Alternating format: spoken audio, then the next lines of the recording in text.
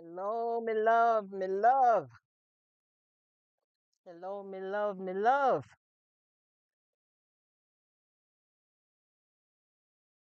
What's up, Winsome in the building?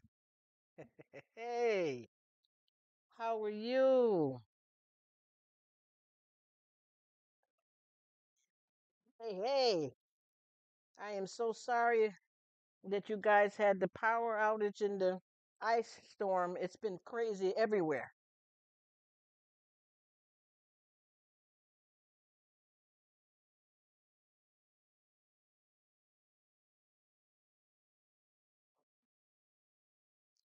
I have been missing you, my sister, and I felt so bad to hear that.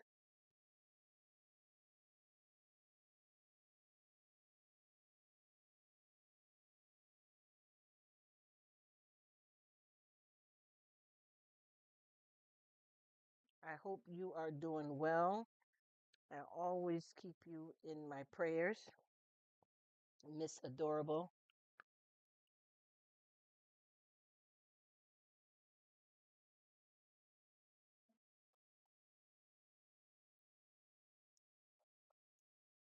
I am doing very well. I've been having some medical things that I've been tussling with, but with the grace of God, I am still standing.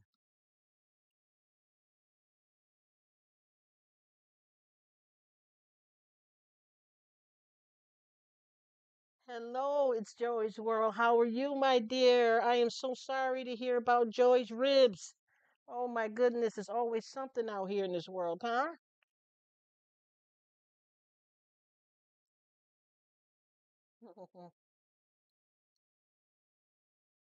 Yes, I am going through it myself, honey. I done had so many daggone tests done that I feel like I've been attacked by a vampire. And I'm not complaining, I'm just keeping it so real.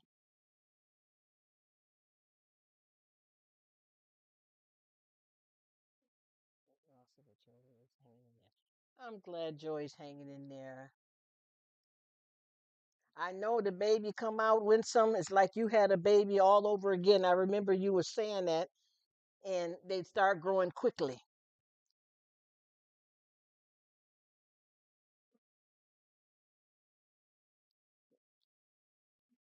Yes, they do. When you watch the birth of your grandbaby, you remember as if you had the baby, right? Me no say, me no say. What's up? What's up, Jenny in the building? Brother Marquise, how you doing? And that's a blessing. That's a blessing for you, Winsome, your descendants. How's everybody doing?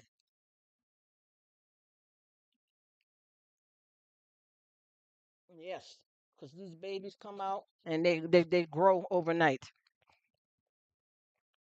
I am so glad that I am able to catch you guys so that I can holler at you because I've been, when I had took time off from my surgery, I had to get caught back up with everything. So a lot of times when I do the lives, I'm on them for a while and then I have to be working in the background, especially if I do it if I'm at one of my jobs.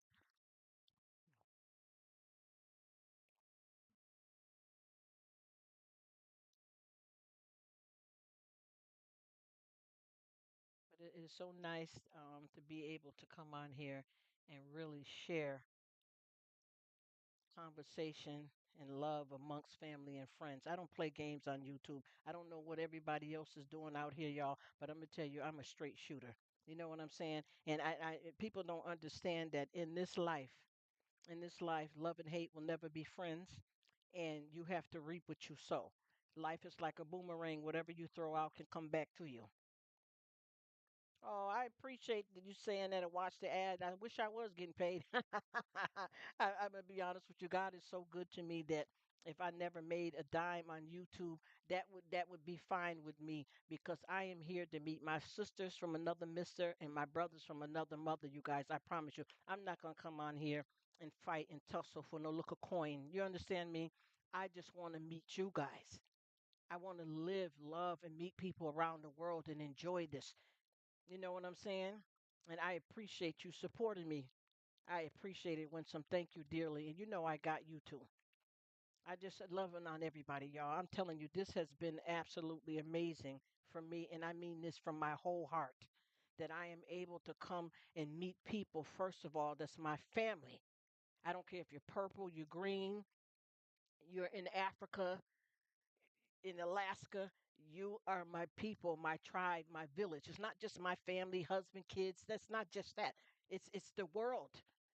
And God is trying to tell us to take care of one another, but people don't want to do what they're supposed to do. You know? Yes, it's crazy. When you're down, you get to see who real friends. Oh my gosh, yes, ma'am. Yes, ma'am. It's Joey's world. Listen to me.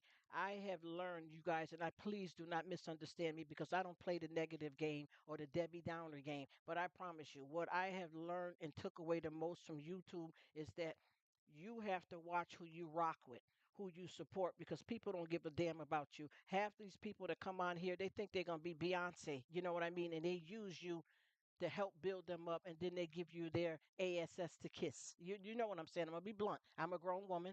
I am not, saved and sanctified the way I should be. So I curse sometimes. I get mad. I get angry. I'm not that phony because I'm tired of everybody keep coming on here preaching and doing sermons, and you are the very thing that you're preaching about. You're not who you say you are. You understand what I'm saying? You're fake. You're fake. You're not into no, yeah, yeah, and then you keep doing the same thing over. Just like I had, and no disrespect, I'm just gonna be raw. You understand? Straight shooter. Let's chop it up. Let's call a spade a spade. I have a few people that keep saying, "Oh, I got a new channel. Come check me because YouTube shut me down." Yeah, because you were doing something illegal. I seen what was happening to you, and I tried to holler at you on the side and say, "Yo, yo, that's what you doing, y'all. They don't allow that. Watch yourself." And you know me, I big up me place, me, I big up me, I run ting ting. Okay, run it, and then you run yourself right in the ground. I love you too, Winsome. Yeah, no, you're not here for me. And I'm gonna tell you this honestly. I have some of my real YouTube people on here that when they're gone and they're sick and they're down, and then they come back and say, "Rook, I've been out and I've been sick and I've been busy." It's the truth. Them come with the truth, but the whole of them don't truth. They lie because I see you everywhere else. Because you got to remember, we all have the same friends on YouTube. So how can I go and visit a YouTuber, five, six different people, and I see you over there, and when you run into me, you want to tell me a big lie there, like I'm a fool. I don't care if you don't come over here. It is what it is. I appreciate it. I love you. I'm loyal to you. But I play no games, you guys. People need to stop with the foolishness. I've been watching so many of my people that say they my friends and they down with me and they run and bunch up with each other all the time, all the time, all the time. And then soon as they see you, they get shame in the face because they know say I lied at. It's a lie that. And it's okay because see me, I'm a big girl, right? So how I roll is if I don't come and check you and you come and check me, and if you say, "Well, what happened, Rook? You don't visit me no more." I'm gonna tell you the truth. I've been sick for real and I can show you the hospital bands, anything, or I've been down and I'm going to be honest with you. And then I can also say, listen, our friendship wasn't working out. Peace. Period. Big dot. You understand what I'm saying? No games to be played. That don't make no sense to know that we have a million things in life that we cannot control. Why come on here and be fake and phony? Especially when you have people that have your back. I got like a group of people that I have been rocking for these people. And I'll just say, for instance, in the month of March that just passed, I got some people that I have been to their every other video, and they make a video every day, and they may have came and visited me one time. Oh, you didn't have a live? Well, I got some shorts. And see, I'm not forcing. And I'm not saying I'm God, but God gives us free will. YouTube is the same way for me. I am not gonna fail or fall apart just because you don't come. If I have one person that come through to visit me, I know that I am blessed. I am not coming on here looking for fame. I'm not looking for fortune. I'm not looking for a money grab because God is already blessing me to even be alive. Everything is not promised, and every day is not promised. Yes, they done went crazy out here and for clout. You got that right, Miss Lisa. You got that right, Joey's World. Because you know what I've been having too? I've been having a lot of people, what they don't realize, and I'm gonna be honest, and you can look into this yourself. Some people you be seeing that they be having commercials and ads, and you're thinking, oh, they getting paid. No, YouTube will put an ad on your channel, and you're not even monetized, and they're collecting the money.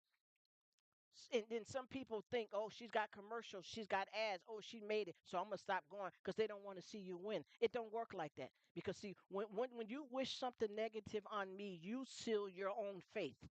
You get what I'm saying? We don't play them kind of games. What you think is going on in here? Rome wasn't built overnight. And like I said before, people seem to want to use. And this is getting very, very ugly. And this is the reason why we're going to have judgment. And I'm not disrespecting anybody that may not believe in God. I'm not speaking to people that is not believers, and I'm not trying to force God on anybody. But I'm telling you one thing, you better keep your eyes open and stay woke because it's coming. It's coming. And if you can't even tell by the way the changes in the world, this is not just in Alaska, Puerto Rico, Jamaica, in America, in the States. This is not just happening, these changes, this badness. This is a poison in the world. Look how the government's going. Come on, come on. It's around the whole of the world. People are not what they used to be. All of the weather everywhere is mysterious. And it has us in the Bible. Seasons are blending into seasons. Days are flying by quicker than you can blink your eye. You better make it count now. You understand what I'm saying? You have to understand what's going on. Stop playing games with it. Why bother try to hurt somebody and think nothing's going to happen to you? Because a lot of times some things happen to us may be our own fault, believe it or not. And we can't always say, "Oh my gosh, I was acting so bad, it was the devil." No, we got three things going here. You got God, you, and the devil. And sometimes it don't even be the devil, it be you acting a fool and you want to blame it on the devil. People on these YouTube streets are trash, unfortunately, too many of them.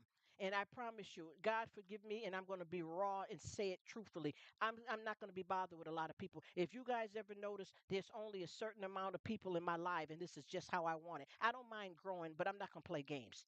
Do you understand what I'm saying? I can't play the game. All over the world, Mint. Yes, Miss Mint. Yes, Jenny. And how? Let's see if you start seeing the. I'm making. I hear that girl. Go ahead. Yep, she said of local. Yes, ma'am. Yes, ma'am. Miss Joey. Whiskey, not the water. This is crazy. People don't understand. You can't stop what God has for me or what my ambition is and what my drive is for life. You understand what I'm saying? What I'm going to do, you can't stand in my way. You're not big enough. You understand what I'm saying? And like I said before, when you get out here and you think you stopping somebody's shine, look at the dust on your shoes. You feel me? Stop. You got the wrong one. And I've decided to sit this thing down because I've been doing this for a while. And I said, girl, you out here kissing tail. I'll say it raw. You out here kissing ass. I'm gonna say it like that. Excuse me for whoever feel. Oh, if you Christian, I know I'm not finished yet. God working on me. I'm working on my salvation. I'm not gonna be fake and then don't remember what I said in the last video and then come on here preaching because whenever I speak about God, I'm gonna always tell you the truth and I'm gonna tell you the truth about me because I'm still rotten. I ain't there yet. I live in the flesh. I'm human. I'm going through it. You feel me? I'm not gonna pretend with you. Oh yes, girl. I praise every minute. I don't curse. I don't get mad. It's the lie you tell. That's the lie you tell. It's foolishness. No, no, we don't. We're working on our salvation, and I bet you any amount of money you can't tell me that what's gonna get me into heaven, because that's only God's choice. That's God's choice. Your salvation is between you and God. That's why God gives us free will, mercy, and undeserved favor. But just because God is forgiven doesn't mean we can keep sinning.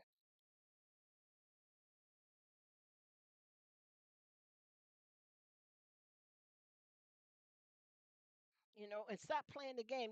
These clicks, and it kills me too because you already know. Say, when you are living your regular life, you run upon all kinds of people, thieves, killer, pedophiles. There's people all around you doing a bunch of negative stuff, but you can't rock with that. You can't stick with that. Like with me on YouTube, I promise you, y'all, I promise you, and I kid you not. I had an actual YouTube channel before I started doing Rruk, and I reached high levels. And I'm not bragging. There's nothing to brag about because I did the work. You understand what I mean? But the kind of content that I was providing and me trying to get my salvation right, I'm not there yet. I wanted to do something different. So I decided to come over to Rruk and have a chill spot. And if you ever go look at my lives, you can look at the difference of maybe a year ago to what I have now far as how many views. And that's because I had to cut this off. I'm not playing the game. It's just like when you get a chicken, you skin it. And if you come from yard, we do chicken foot, cow foot. So I can use a lot of parts of the chicken. You understand what I'm saying?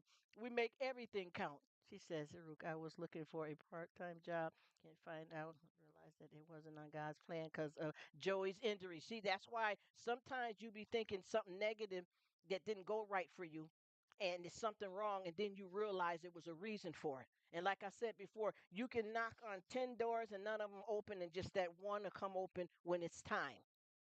Because, as they say, we make our plans, and God has other things planned for us. And I'm telling you, y'all, I had Rook was going off the chain when I was doing these lives.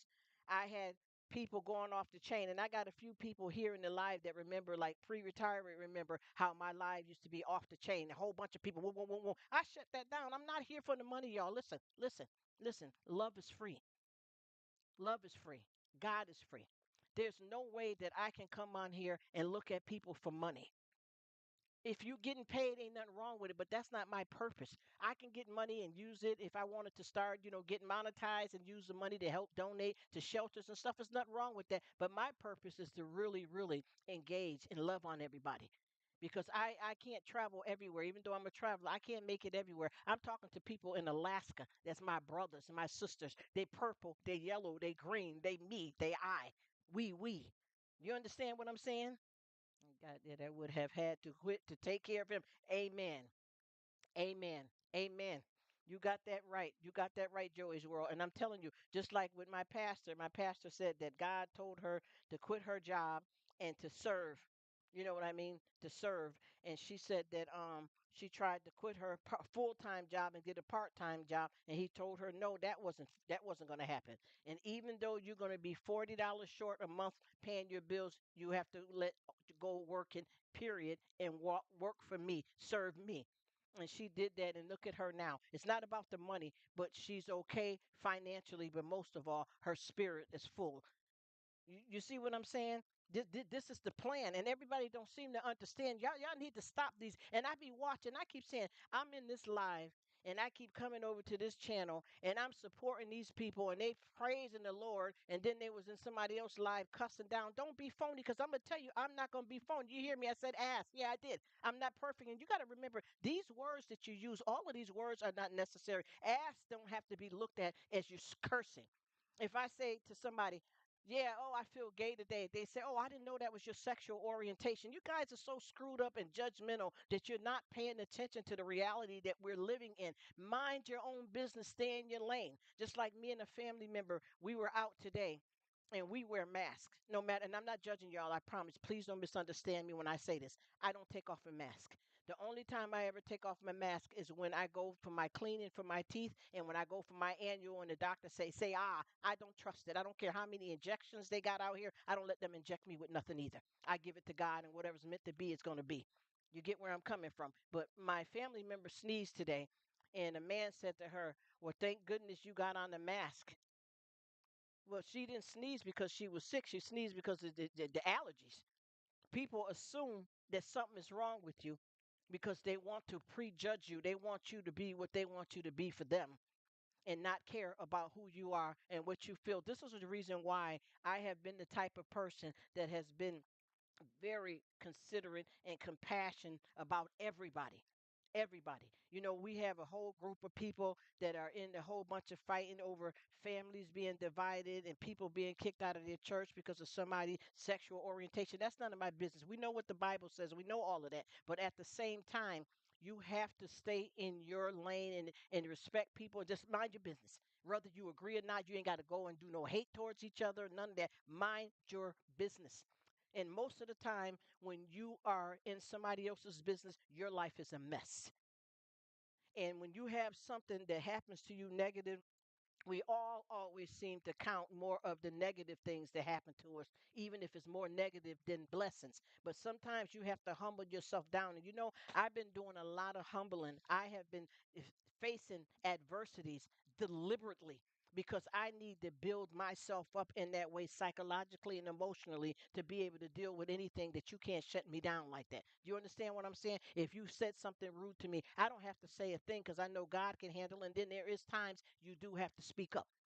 But for the most part, I'm not here for the garbage. I keep trying to tell people you do not understand me. I got a few people that stop coming. Oh, I thought that and oh, you watch out. And I said, no, no, no. What you thought was you thought maybe I'm getting paid over here and you got jealous because you're not, which that ain't nobody's business. What God has for me is for me and what's for you is for you. But don't treat people like that because it comes back, y'all. Life's like a boomerang. Even when you playing basketball, even if you shoot that hoop and your ball goes in the hoop, where does the ball go? It come back down. When you throw a boomerang, what happens to a boomerang? It comes back to you. You could do something 2 or 3 years ago and think you got away with it. And they come back and hit you, and then you start thinking, "Damn, what did I do to deserve that?" And sometimes it don't even be that you done anything wrong. It's your travel, it's your life, it's your destination. And I always say, we all walk down Mercy Street. What is Mercy Street? Mercy that God gives us an undeserved favor. Mercy Street, my definition, I'm not saying that I'm right and I'm perfect and I got all the answers, but for me, Mercy Street is this. And clearly for me, this person got married for the first time. This person got divorced. You just bought a house. I lost my house. You had a new family member. I lost a family member. We all walk down Mercy Street. Nobody is better than nobody because you got to think about it. Look at us right now. Just be honest. Look at us right now here, and we're all able to connect to each other from around the world, different households, lifestyle, colors, religion, all able to connect. And what about the people that is living outside?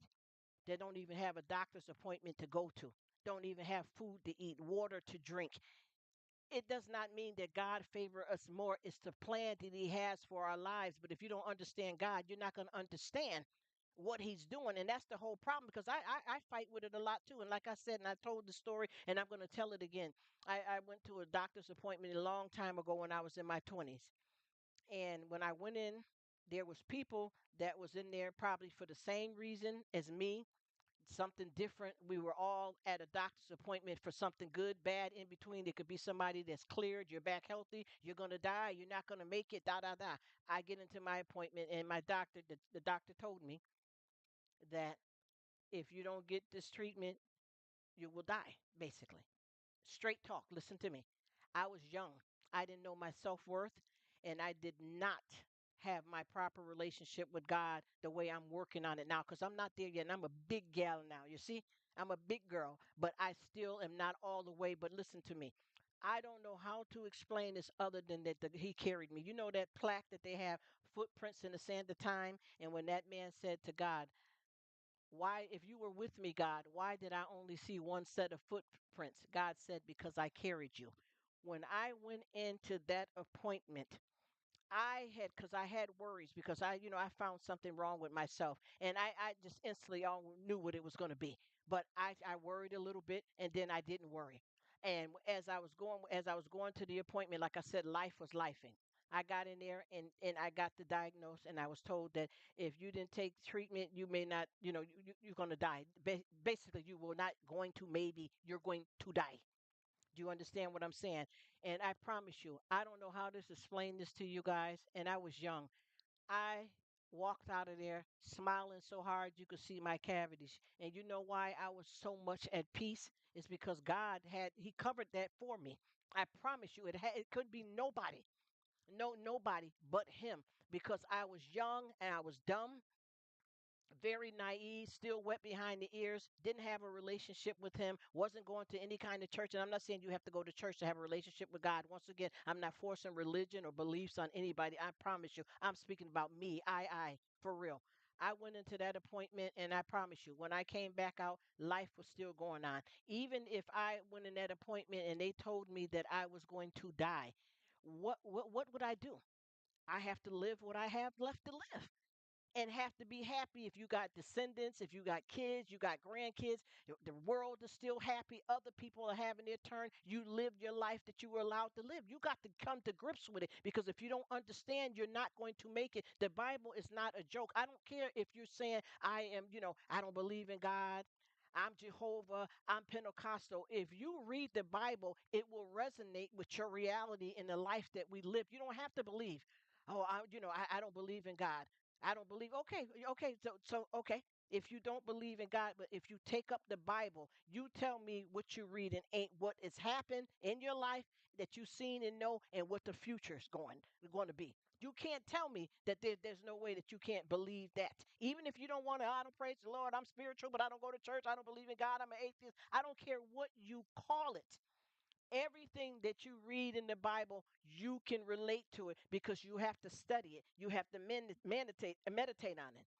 I promise you, I try my best, Brother Marquise, because I'm tired of people playing games with me with this stuff here. You know, you have somebody, well, I'm atheist, I don't believe in that HIT, and they be swearing and stuff, and then I sneeze, oh, God bless you. Well, why would you say God bless me if you don't believe in God? You're playing games with it, and you can't put the religion off and on, off and on. You just got to be true to who you are. Who am I? Who am I? I am a servant of God. I am working on my salvation. I cut the fool. I cuss sometime when I get mad. I swear I get mad at people and things like that. Yes, I do. I act a plumb fool. And you know why? Because this is my life and nobody's perfect. We come in as imperfect people. And people always try, oh, well, she drinking, honey. Hey, she can't make it to church with that. How do you know what God's going to do? Listen to me, y'all. You know it, the story of Moses in the Bible, and whoever is believers. I'm not going to drag nobody in that don't want to be bothered, but for the real people that believe, you ain't got to be, oh, I'm saved, sanctified, hallelujah, hey, man, Jesus, God, God. I'm not doing all that. I don't have to pray 5 and 6 hours on my knees, jumping up and down, all that to prove to you because you pray for 2 hours every day. My salvation is between me and God. But the story of Moses, well, what happened with Moses? Hmm? Wasn't Moses a Hebrew slave and he didn't know? And when he found out and he seen that the people were being abused was his people and he killed somebody, what are the Ten Commandments? What does the Ten Commandments say? Let's be honest. What did God do with Moses if he murdered somebody and he violated one of the Ten Commandments that God wrote for him to carry down to the rest of us? How was he able to be forgiven? Think about it. You see what I'm saying? People don't pay attention to that. And like I said, people keep on saying they know about the Bible. The only thing they be doing is reading a little bit just to try to have a fake, holy, sanctified conversation with somebody, and then they know no more. Well, what do I mean when I say that? Okay, when you talk to people, the first thing they want to use is okay, Adam and Eve. Okay. Tell me what you know about Adam and Eve. Because I don't know everything, but I went way past what we faking the funk with. What's about Adam and Eve? Okay, Adam and Eve. He was a man. He was lonely. She was created, by his rib. Okay, okay. They had two sons, Cain and Abel. One brother killed the other, and he got banished away, and that's the end of it. What about the serpent? What made Eve sin? Did you know that Adam and Eve had a third son? Do you know that Adam lived until he was 800 something years old? No, because you're not real with it. You're playing games. That's what it be. Sin can be forgiven. Absolutely. Absolutely, Brother Marquise. Absolutely. Yeah. Okay, thank you so much. And give Joey a hug for me. I appreciate you being here, sis. God bless you and take care, all right? Yes, you got that right. You got that right, Brother Marquise. This is why I keep trying to say, bend the sap before the sap bend you. We have to stop playing these games out here. And I've been listening. I had somebody that got into a whole scripture, but you was just cussing. So you got to watch how if you're gonna say I'm gonna speak God's word, but I'm gonna tell you I'm still sinning. I'm still cutting the fool. I am. I know I am. I'm not gonna be ashamed of who I am because God knows what I'm gonna do before I do it. And if you're further in your religion and your travel than me, praise the Lord for you. But I'm gonna do me, and I promise you, I'm gonna be there. I'm gonna be all right. You feel me? Because ain't nobody gonna take the crown of life from me. I'm going to do my thing and I'm going to win. You understand what I'm saying? I'm going to win. I don't care what you say because you got to realize everything that happened to you bad is not necessarily coming from the devil. God will put it down on your butt in a minute, and you better know this. You better know this. All of the negative stuff that happens to us does not come from the devil. A lot of the stuff God will put on your butt to wake you up, to shut you down, and a lot of times you're in your own daggone way and ain't paying attention to it. We really have to wake up to the reality of this thing called life and stop playing games. You get where I'm coming from? All of this stuff, God will let you go through something to get to something. Sometimes you got to get that butt whooped. You got to act. You got to be His child. You got to bow down to Him. Rome wasn't built overnight. We have to pay attention to these times that we're living in, how we treat people, who we are, what we doing, why we do it. Y'all act like y'all, oh, I'm the Lord Jesus. I was on somebody's channel here and they done said every F you and boo boo bang bang. Okay, go ahead and cuss and swear. There's nothing wrong with that. But then you jumped on the other side and act like you don't have any sin in you at all, which is not true because we're born in sin. You can be a brand new baby and you're born into sin when you come out that mother uterus. You born into sin. But the thing is what we do about it to make it different. Because I'm gonna tell you something, y'all, and I'm not trying to be rude, but I'm not gonna be all that stuff. When even when you have the Pope and stuff, and I'm not making fun of nobody. I'm not going, yeah, yeah. And what that be? What that be? And then you're going over there doing something to a child or hiding stuff. You know what I'm saying? We're not. You got to remember when you look at a person that oh, that's the pastor, and what about it? He ain't God. And I respect that, but you got to remember that's a man and that's a person too. And some of the pastors ain't right, and then we have a lot of good ones. But you have to know God for yourself. You cannot expect anybody to get saved for you. I keep telling people you can be Siamese twins connected at the hip, and y'all both are going to be judged separately by God, and y'all both got your own souls. You have to pay attention to what you're doing out here and forgive yourself when you make mistakes. Be okay with being human. Do you know any of these stories in the Bible? Like I said, Moses killed somebody. Do you guys understand that when Jesus walked, he walked with sinners, but he did not sin, right? Do you know that when Jesus walked, he had a travel team and it wasn't just the 12 disciples. He walked with two Marys. One of them was a prostitute and the other one had was 7 or 9 demons casted out of her. Do you understand what I'm trying to explain to you? When he was hung up on the cross, he was hung between two sinners. Now, y'all understanding me? He will meet you where you at because there's no such thing of being perfect. Nobody, and if you please, anybody, do the research on the disciples. Do the research on the disciples so that you can understand stuff is in there. Okay. If you look at it for what it's worth, please just listen to me. And I'm not telling you something that's not true. And like I said, I am still sinning and messing up in my life. And I'm not playing games or trying to, get favor and pretend and act like all that. But I'm gonna speak the truth anytime because I respect my father. You understand what I'm saying? And I respect y'all enough to keep it real, even though I'm still working on it. But if you look at the stories of the disciples that walk with Jesus, somebody was an adulterer, a gambler. You understand what I'm saying? Do y'all remember the story about King David? How King David lusted after another man's wife and had this man killed to cover up the whole story, and he got the woman pregnant, even though he had a concubine of women. Got this woman pregnant, and the baby didn't make it. You think about all the disciples and read each individual story. The disciples were a pain in the butt. They argued at each other. Hey, sis Patty, how you doing, boo? Thanks for stopping in. Look at the disciples. They used to argue, oh, I'm Jesus' favorite. No, I'm Jesus' favorite. No, I like Jesus. Jesus like me more. Bop, bop, bop, bop. And they all continued to argue and fight with each other. And they were imperfect people. And God chose imperfect people because he could use them for the good. People are not paying attention to all of the stuff that happened in the Bible that made it what it is today, and that these times have came to pass, and these times are something that we're going to keep experiencing, excuse me, little by little. It's not over, y'all. It's not over. But can't nobody get saved for you or tell you that you can't get saved if you don't do what you're supposed to do. You can run up in the church, a beautiful church, and I'm gonna tell you about a church I went to. Let me talk about this church. A friend of mine asked me to go with her and her mother to this church. And we went to this church and they was doing some TD Jakes. No shade to him and allegedly, because you ain't want to use nobody name. I don't care about getting paid on YouTube. I just don't want to say the wrong thing and it messed me up from being able to communicate with you guys. But this was a beautiful church that we went to, and they started all of that praising and jumping around and hooping and hopping, and people had on highest heels and red lipstick and bustiers, breasts falling all out. These men had on suits that cost more than a house, and none of them was there. God wasn't necessary up in there. And then they had this little stuff that came in the pack. You know how when you go to like McDonald's or something and you get the dip if you want sweet and sour or ranch for your McNuggets, they had something like that. It's supposed to be the blood of Jesus. Drink this. Drink who? Drink what? I said, let me tell you something, honey. First of all, I don't even know if God is even in this place, if it's anointing. It's not about the money. All that was up in there, it was a nightmare. And I told her she ain't got to worry about me going back there. That wasn't no church. That was a show, a dance, a hangout. People looking to meet a man, trying to turn the pastor on, and he got a wife, and she over there with the usher dropping it hot.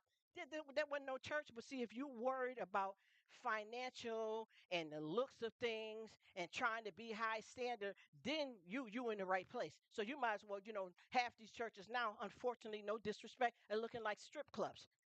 People don't have no kind of respect. When God says come as you are, he doesn't mean not to have any kind of respect for coming into his house if he's there, if that's really a church. You understand where I'm coming from? Oh, thank you so much, Patty. And I'm glad you're here. I appreciate you. Love you, girl.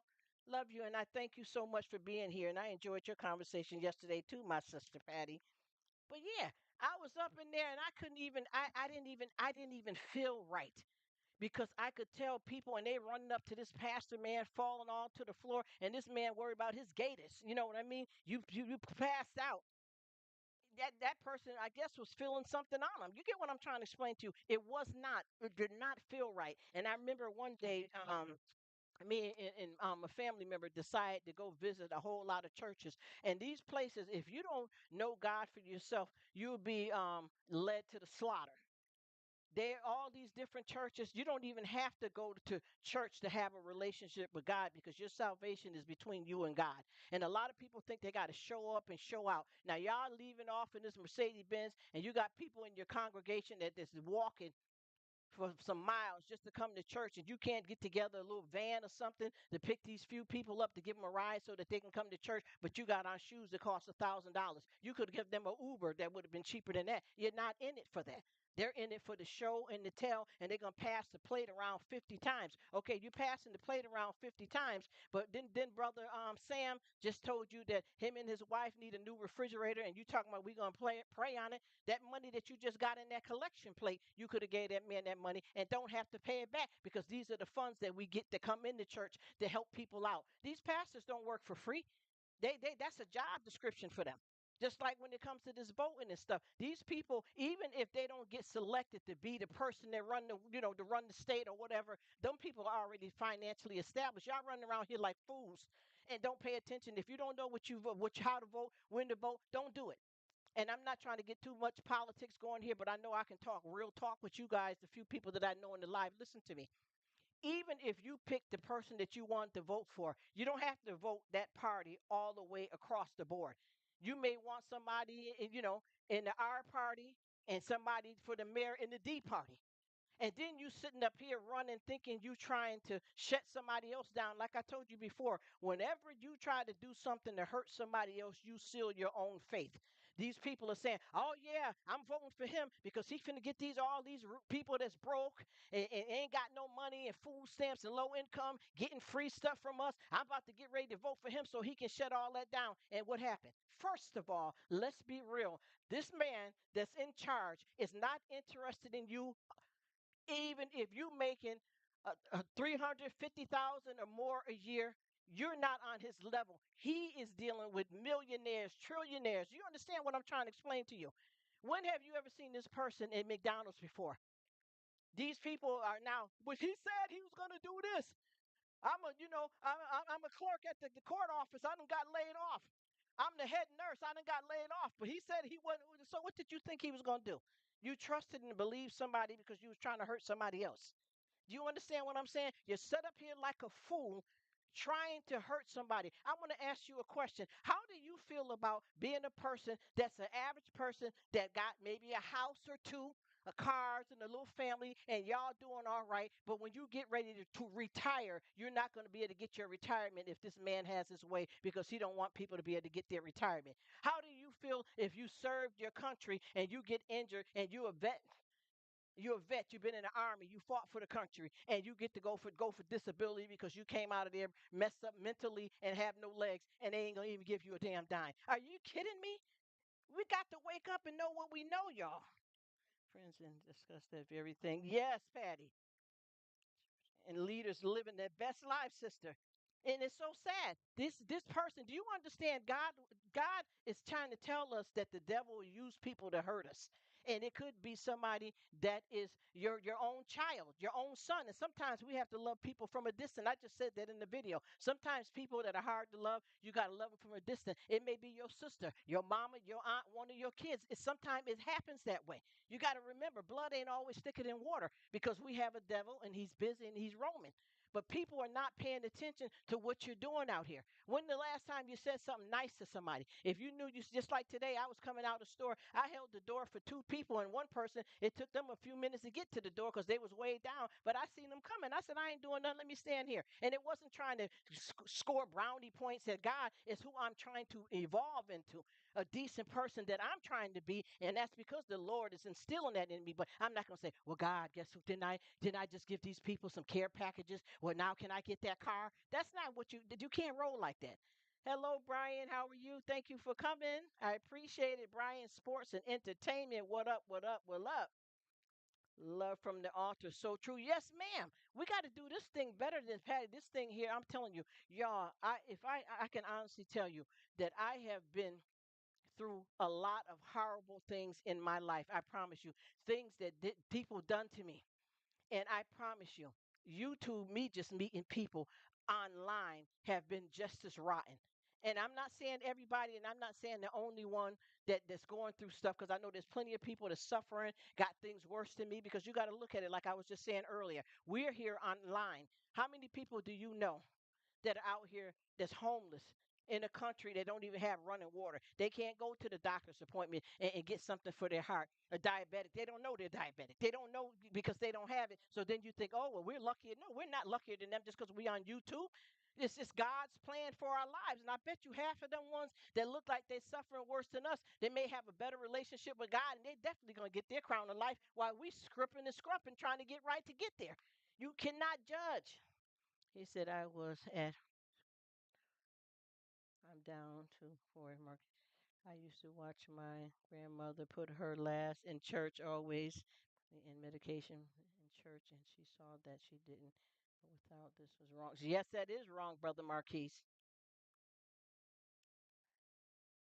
You will gain it back. Yes, Brian, I understand that, because that's how it be with the YouTube. And a lot of times people will be phoning in your face and unsubscribe to you. And then sometimes YouTube will hit you up like that too. But I promise you, that definitely you can get that brought back up. And I'm definitely there to support you if that's what you want. And Brother Marquise, I know what you're talking about too, because I remember this older lady that I used to work for. And I remember that she used to have it was, I believe, the pastor and the usher come to her house, and they was coming to collect money from her on a regular basis, but yet she had to have a program deliver her free food. And I'm thinking, if you got the pastor coming out here and they know that you need to have food because you can't prepare food, they can't even get a little service from the church, you got to get free food from somewhere, but you paying them.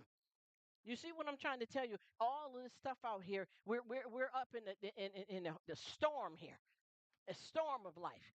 And ain't one no better than the other.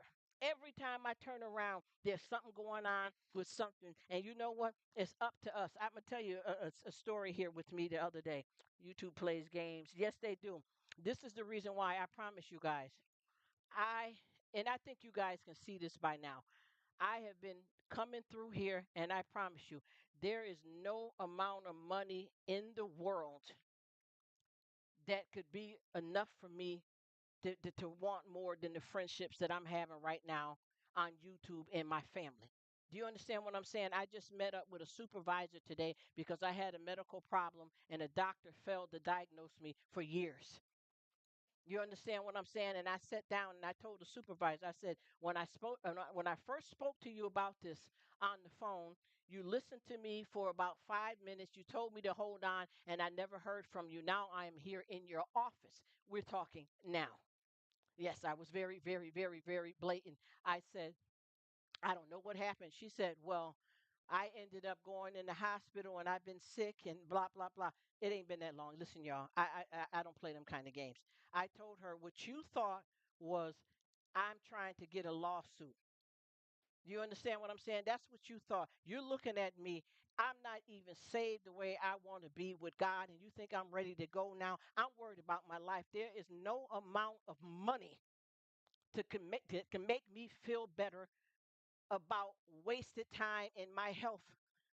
That's not what I'm here for. And guess what? If you were a real professional, while I was talking to you on the phone months ago, because I met with her today, I said, while I was talking to you on the phone months ago, you would be able to tell that what happened to me, the statute of limits ran out anyway. So if I wanted to go sue, I couldn't. I am not here. You people are in the, just like with YouTube, y'all looking for too much of the wrong stuff, and your pockets ain't even got lint in it. You understand what I'm saying? This is what it is. This is what it is, and that's why, like that lady there, and like your grandmother there, brother Marquise. What happens is God will take the wheel. You understand? When people are done wrong like that, God will take the wheel. Just like with this lady, the pastors and them coming to collect money from her, but she still needed food provided. So there was a service that was bringing her food. God finds a way and he makes a way. And no matter what we go through, God is always there. And the reason why a lot of people don't feel him there is because they don't know him, or they only call on him when they want something. And that's why they have a hard time feeling his presence. Even when you have somebody that's evil, it could be a serial killer out here, and God is there. God is always trying to work on a lot of the most evilest people to get them to see the beauty in life. You understand where I'm coming from? This is the reason why I can't play no games on YouTube. Do you understand what I'm saying? This is silly. This doesn't make no sense. And I keep watching people and I keep saying this. And honestly, people going to be where they want to be. So I don't want to force nobody to ever come hang out with me. If you don't like my conversation, my content, how I get down, I promise you there's going to be seven more that does, even if the one is not. If there's one that don't, there's going to be seven more that does. But the point that I'm trying to make is that I'm not looking at people as numbers and for money and coming on here fronting with a whole bunch of lies and a whole bunch of bull. I have had years that's been docked off of my life because a doctor failed to diagnose me, and this doctor is an older man now in his 70s, retired, plenty of houses, living his best life. If I want him, I can get him. You hear me? You heard me, because God gonna take care of that for me. You understand where I'm coming from? I don't have to go and try to get no money because I could have did this years ago.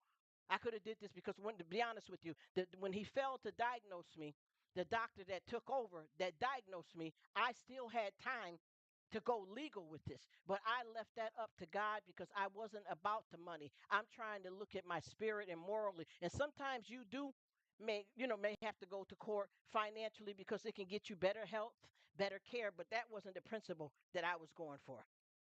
You know what I mean? It was not right. I was so overwhelmed that I couldn't even see straight. Bye bye for now, Mint. Thank you so much for coming. God bless you. I appreciate you coming through. Big up yourself. But yeah, I mean, even like I said, when the new doctor started, I really, really could not believe that that doctor said that to me. They said, "Did you know that such and such?" And I said, "No. I never was told that. I had no idea. Yep, you have been for a couple of years." And I'm like, "What?" And at that time, the doctor was still working there because I seen him on the elevator. He was just working in a different department before he retired. I had the time to go to court. I would have took everything he had. You understand? And then some. Do you understand what I'm telling you? This was a medical, I promise you, and I'm not playing no games, y'all. I'll show you the paperwork. No games.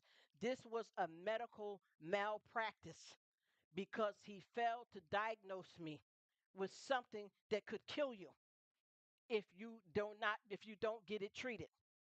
You see what I'm telling you? And this is different from what I told you that happened to me back when I was in my 20s. This was something moving her on as a grown woman.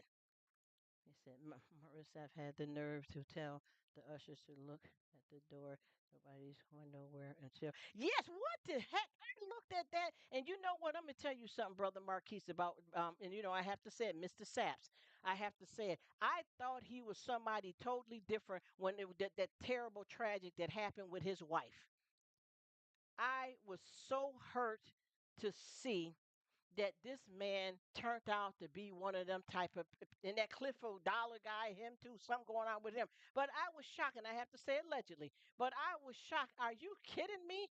And see, this is how you know that that person ain't who you supposed to be up under, and that place that you going to see this person and be around, that God ain't up in a place like that. I was so disgusted with him because he had a horrible story of what happened to his wife. I don't know if you had heard about that story, what happened to his wife, and how he lost his wife. And then to turn around and rock like that. And a lot of them, this is why I keep trying to tell people, stop being fooled by somebody's title. Just like right now, y'all, I'm going to say it like this, and I ain't trying to disrespect or wish nobody bad. I have to say it like this. I have to say Beyonce allegedly. Do you know the truth about her life, what's really going on? Did you only learn because of all this stuff busted wide open, look allegedly about P. Diddy? All of this stuff about her. Oh, all the single ladies. Oh, yeah, she's pretty, natural. Oh, her song, her voice. Do you see what kind of relationship? Can you tell when these women are not even connected properly to their children? Can you look at these famous people and people around you when they're not really into their family? They don't even know how to burp. You got three kids and one 10, 11, and you don't know how to burp a baby. No, the maid's done that. The maid's done that. She is caught up in a bad way. And do you see the stuff finally coming out? I have to say, see, this is some of the content I want to get into allegedly. Now they're finally trying to bring up why P. Diddy allegedly is in trouble. Now he's spilling the beans on everybody. I have to say allegedly. But do y'all remember back when he was messing with Foxy Brown? And I'm talking about Jay Z allegedly with Foxy Brown, and she was underage and gave her a venereal. Y'all see, people don't understand. You don't have to come on here and make up stuff because a lot of this stuff is public. You can find out who got married and where, who owned what house. A lot of this stuff, these people ain't rich enough to seal the records. Or the person that was the victim and told the true story and put their part of the story out, just like with Nicki Minaj, I have to say allegedly. Her husband, I got into that story so deep, and they said what her husband did, and what about Nicki Minaj's brother, allegedly? You see what I'm trying to explain to you? But they're rich, they're famous. Why would they have to do that? Do you honestly think money gonna stop you from being a pervert? Do you understand what I'm trying to tell you? That has nothing to do with your character, who you are inside, just because you're rich.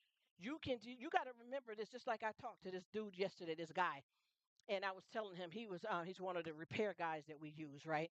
So I was saying to him about I need him to come back out here because he works under another person that has a company that we use to do repairs. I said to him, I said, well, when you get a chance, I'm going to need you to come out here and fix my back door. And he says, "Okay." I said, "But you can talk to." I said, "Well, you can let. I'm gonna let Maggie know because she's the secretary." He was like, "Nah, I don't want to deal with Maggie. I'd rather deal with Sandra because she's the nicest one of them all." I told him, I said, "Well, see, you know what, Sandra and all of us got more than one face that we show. See, you only met Sandra on the nice tip. Say one thing that she don't agree with and watch the different personality you see. See, people get fooled by this. Like you'll say, well, yeah, when I go in McDonald's and get my coffee every morning, that lady with the blonde hair, I don't like to go to her because she's nasty. And then six other people say, oh no, she nice. She be giving me free coffee. She be hooking me up. That's because you met a different part of her personality. Don't play with me. Don't play with me. You understand what I'm trying to tell you? You gotta pay attention to that kind of stuff. Yeah, they're about to let him out. He getting over. He getting over. And like I said before, what's going on now. You notice that with these guys, they said snitches get stitches, right?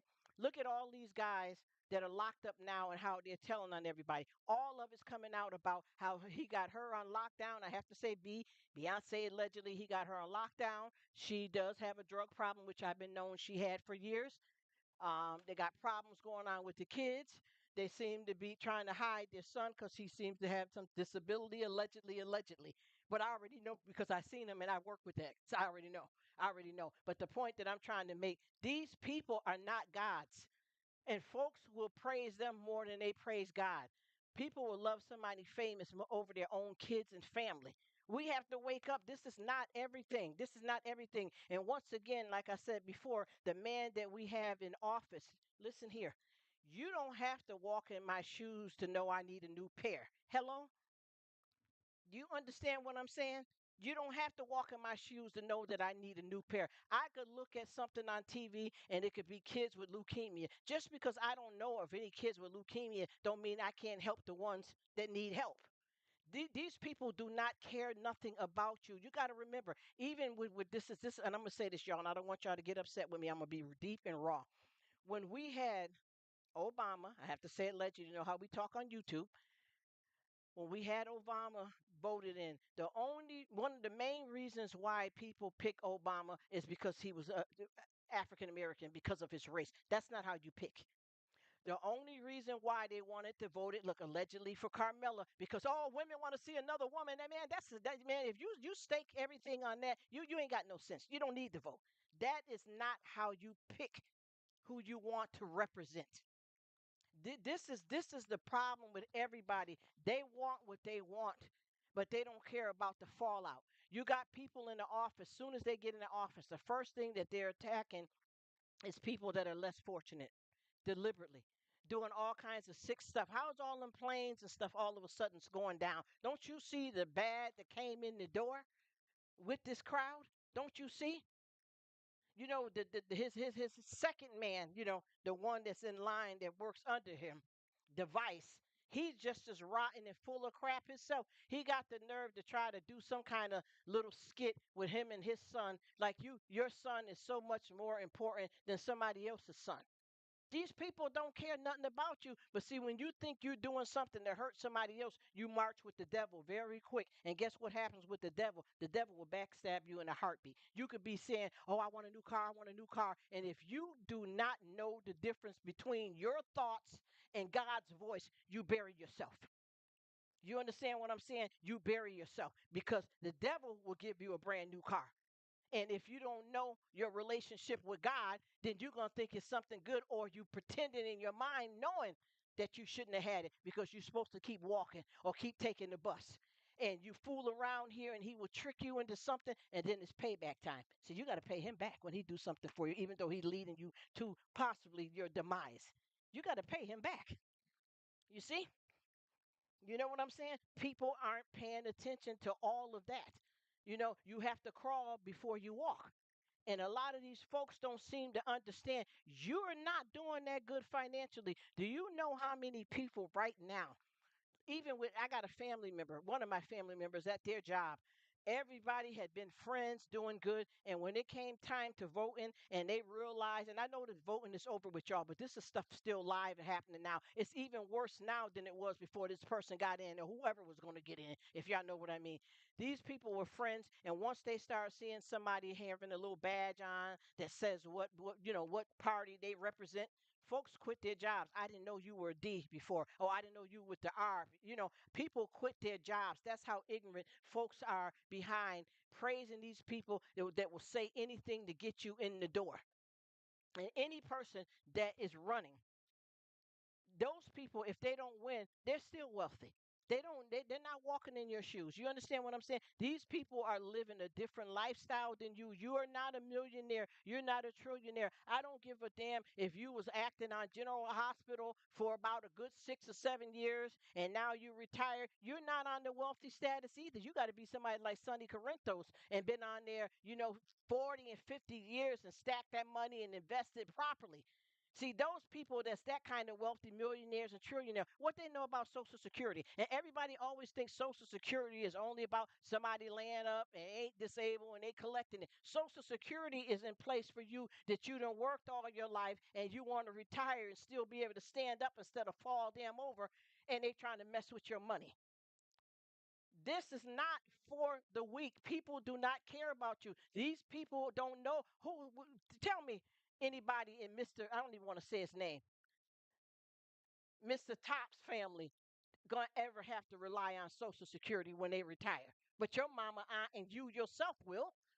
Do you think any of them, the queens and the kings, and a lot of our wealthy people, Beyonce and them, all them, Jay-Z allegedly, do you think any of them gonna have to worry about any type of Social Security? It's not gonna be them. Y'all not paying attention. This man, if you've been looking at it, and I promise you, y'all, I don't allow this mess with politics to brainwash me, but I stay damn woke because I know when somebody's snatching my money and snatching my crumbs. I stay woke. There's no way in heck that you're going to work all your life like that, and it's a chance down the line this man may get elected again for another 4 years and leave you completely broke, and then you get ready to retire? Or just say you live in a state and you became disabled, whether you were a vet in the army serving or you a regular smuggler person, blue collar, and just worked a good job, got your little piece of house, and you chilling, and now all of a sudden you got sick and you can't work no more, and you trying to get disability, and he trying to shut all of that off because he don't care. Not that he don't know, because the man ain't got the necessary experience to know that there is people in the world. We're all not meant to be rich trillionaires, the king, the queen, the singer, the dancer. We are everyday hard ass working people, and we deserve something if they're taking money out of your check for Social Security, because that's a big fight that's going on. And I'm not trying to be shady. It's a big thing that's going on. All of these different programs, they want to cut these programs that give seniors free food. Somebody old living at home ain't got no family and can't get in there to cook. You want to take away a little $2.50 dinner from them. Well, what kind of crap is that? And you think that's of God? And he talking about, I'm getting back into the biblical. Well, you know that ain't about, man, listen. And then, he telling me, oh, it's a biblical, and I'm trying to, that ain't of God. Man, sit down with that. It's crazy. And vote the person and not the party. Exactly, nor the race. That's what I'm saying. You have to really look, and that's why with this voting stuff, I'm not with it like that. And a lot of people, oh, you're independent, and this other stuff. That right there, it is at the point right now that we all have to face the fact that if you do vote, every time you vote, the party you want is not going to win. And what they really need to try to do is whoever gets selected should represent both parties and stop all of this mess, because this starts war, hatred, and going after people and taking from people that's not hurting you to give. See, this is why people don't realize that God gives us free will. You can't say, well, we're over here, like I said, we're on the internet, we're talking. Do you know? Let me tell you how embarrassed I felt the other day to myself, sitting down. I was watching a friend of mine, one of the YouTube sisters that I met, and she's over in Africa. And I'm watching her, and she's doing a video, and she's walking miles to go get dirty water and to bring dirty water back. And I'm sitting there while she's doing that. I'm thinking, oh my goodness, I got to clean my refrigerator. Girl, this woman ain't even got, you see how we get. See, this is why I told you God ain't done with me yet, because the nerve of me, I'm serious, I'm kicking myself in the butt. She don't got no refrigerator, and I'm sitting here talking about refrigerator, and I'm watching her and commenting and talking back with her. Oh, I'm so sorry. I hate that they can't build a well where you live at, and I'm talking about a refrigerator. This is why I tell you. You know what I'm saying? This is why I tell you, y'all, God's still working on me. I'm not gonna fake no funk and come. Oh, I hate me, Lord. What? Come on. Come on. Stop playing with it. Come on, y'all. I see you. You can have on the lace front wigs. I see your horn. You can put on your cowboy hat.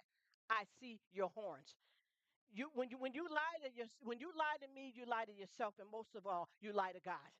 There's no reason to come on and try to prove. I don't have to prove to nobody that I'm holy, sanctified, and filled with the Holy Ghost. It's God. That's who I have to please. It's God, and He ain't gonna force me to do it. You understand what I'm saying? He ain't gonna force me to do it. It's my will. I have to want to do it, and it's going to be for my blessing, because all that I've been through in this life, which is probably nowhere near is what other people that's doing worse, I have to want it. And I know that what I'm trying to accomplish, once again, how are you going to have Jesus walk with sinners and you think that God is going to be on your back for every little thing you done wrong and you can't go to heaven? It don't work like that. He says, filling up 6 barrels of water, and the water is trapped to a donkey. Yes, man. Yeah. What? Yes, Patty, and yes, yes, brother Marquise. Yes, sir. Yes, sir. That's right. Wake up and stay woke, because I'm gonna be honest with you, and I'm gonna be real raw and precise. I'm not involved in the church right now. I ain't playing no games. I ain't playing no games. I'm not coming up in here for you to brainwash me, to mollywalk me, to dog walk me. I'm not the one. I don't want to get mollywalked. I'm not playing no games, acting the fool. I see what you're doing. I see what you're doing. This ain't of God. And it's not that I know more than you. The word does. The word does. If I can go right into a Bible and read what you're doing in this church service as a pastor, the first lady, as part of the congregation, that's not God's word. And I'm showing you in the Bible. It's not me saying it. It's God saying it. I know I ain't supposed to be here, and I'm not. And that's the very reason why I don't go. I'm not finna have nobody gossiping, hooping, and hollering, pretending. I'm not finna praise. I will respect the pastor like I do anybody, but I know he or she is not God. You know that dog walking. You know what I'm saying? Because that's what it is. That's what it is. And when you walk a dog, you walk the dog, and he got to take a dump somewhere. Okay. So what you want that to be on your shoes in your yard? This is why I keep telling people it's the time is here. The time is now. Stop waiting to see, oh, well, I got laid off of work. Well, this person ain't even had no food in months. You got to pay attention to what's happening, and don't start trying to act like you want to donate to the open pantry because now you went and got food a couple of times and now you back on your feet. Oh, them people need to get a job. But wasn't you in the line though? Wasn't you in the line though? Couldn't you go a couple of months without getting a pedicure and a manicure and donate a couple of dollars to one of these Red Crosses or something? You're not about that, so you're not one of God's people because you're not serving them. I'm not saying to sit out here and throw your money away to any and everybody, but you have to give because less is more, people, honey. I keep telling people, a lot of folks that you look at, oh yeah, you know what? Well, they're living in a poor country and they're doing bad. We're more fortunate than them. And I bet you one of them will make it into heaven before one of us. God ain't putting them through that for nothing, y'all. And when Noah was building that ark, they clowned on him. They laughed at him. You see what I mean? He kept trying to tell people to help. If they want to help, they can help. And this is what's going to happen. We need two of everything, two of everything, two cows, a man and a woman. You know what I'm trying to tell you. We need it. We need it. And they laughed at him and they laughed at him. And he kept trying to tell them, listen, I got the word. It's going to rain 40 days and 40 nights. Nobody listened. Do you understand what I'm saying? Nobody listened to him, and it started raining. Oh, they're like, oh, this ain't nothing. It rains, it rains. But when that rain started coming up high, did you know how many people that was beaten down trying to get into the ark? And that was destroyed for a reason, but sin came again once that ark landed and opened. Is it Patty? They sure do. They got a lot of nerve to be complaining about it, Marquise. They sure do. This is why I told you it's the little things that count. Less is more. Do you understand what I'm saying? And I keep trying to tell people that just like with me, I got family. I'm from a mixed race, right? And one of my videos that I showed was when I went to for my family in Jamaica. And the way the video was, they asked me, Rruk, that was a vacation. It looked like you was slaving down. Honey, listen, when we go upon yard, say when we go upon yard, a different something this so. You see what I'm saying?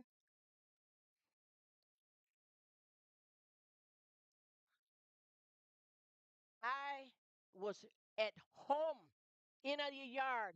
We have a goat walk past me in the yard, a cow in the yard. We are not worried about our hair. We're barefoot. We wash clothes by hand, and I was more happier than being in the States. You understand what I'm trying to explain to you? To be able to have fresh grown food, bag juice, live up to life. You're not worried about my lace front wig and if I got diamonds and jewelry on. Chill. That was the better times than I had anywhere.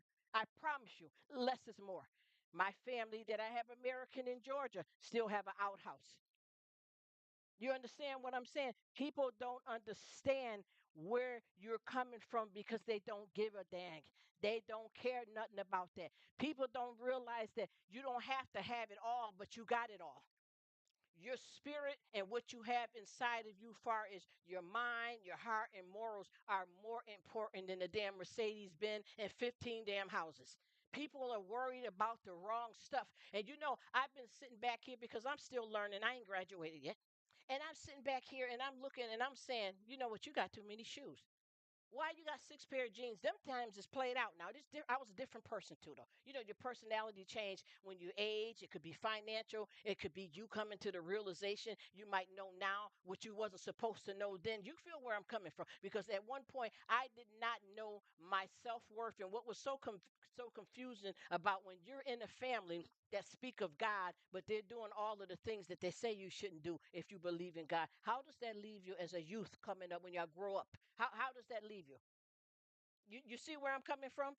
You have to look at that for the truth. Okay, well, they're saying that, you're not supposed to, do this and don't do that, but yet you beating mom up every night, and uncle doing this to something. You get what I'm trying to tell you? And none of those things, are there to be, they don't have to be permanent. You could have been a woman beater, but a lot of times women are domestic towards their husband, and they always want to say the man did. And I don't like the way the world works when they say that, they always say this is a man's world. But when it comes down to it, a lot of times when you go to court, child support, they want to try to hit the man hard, but help the woman out when it should be equal. All of these things like this, I've always been different. I've always felt like, even with apologies, I feel like apologies is a double-edged sword. People always say that apologies and forgiveness is for you. But I don't feel that way. And the reason why I say that, and I'm very diverse with this stuff, the reason why I say that is because, for instance, with me, when you forgive someone, that takes that weight off of you. But do you know how good a person feels to know that you forgave them? What if you are the offender? That takes the weight off for you as well. Do you understand what I'm saying? This is not a game here.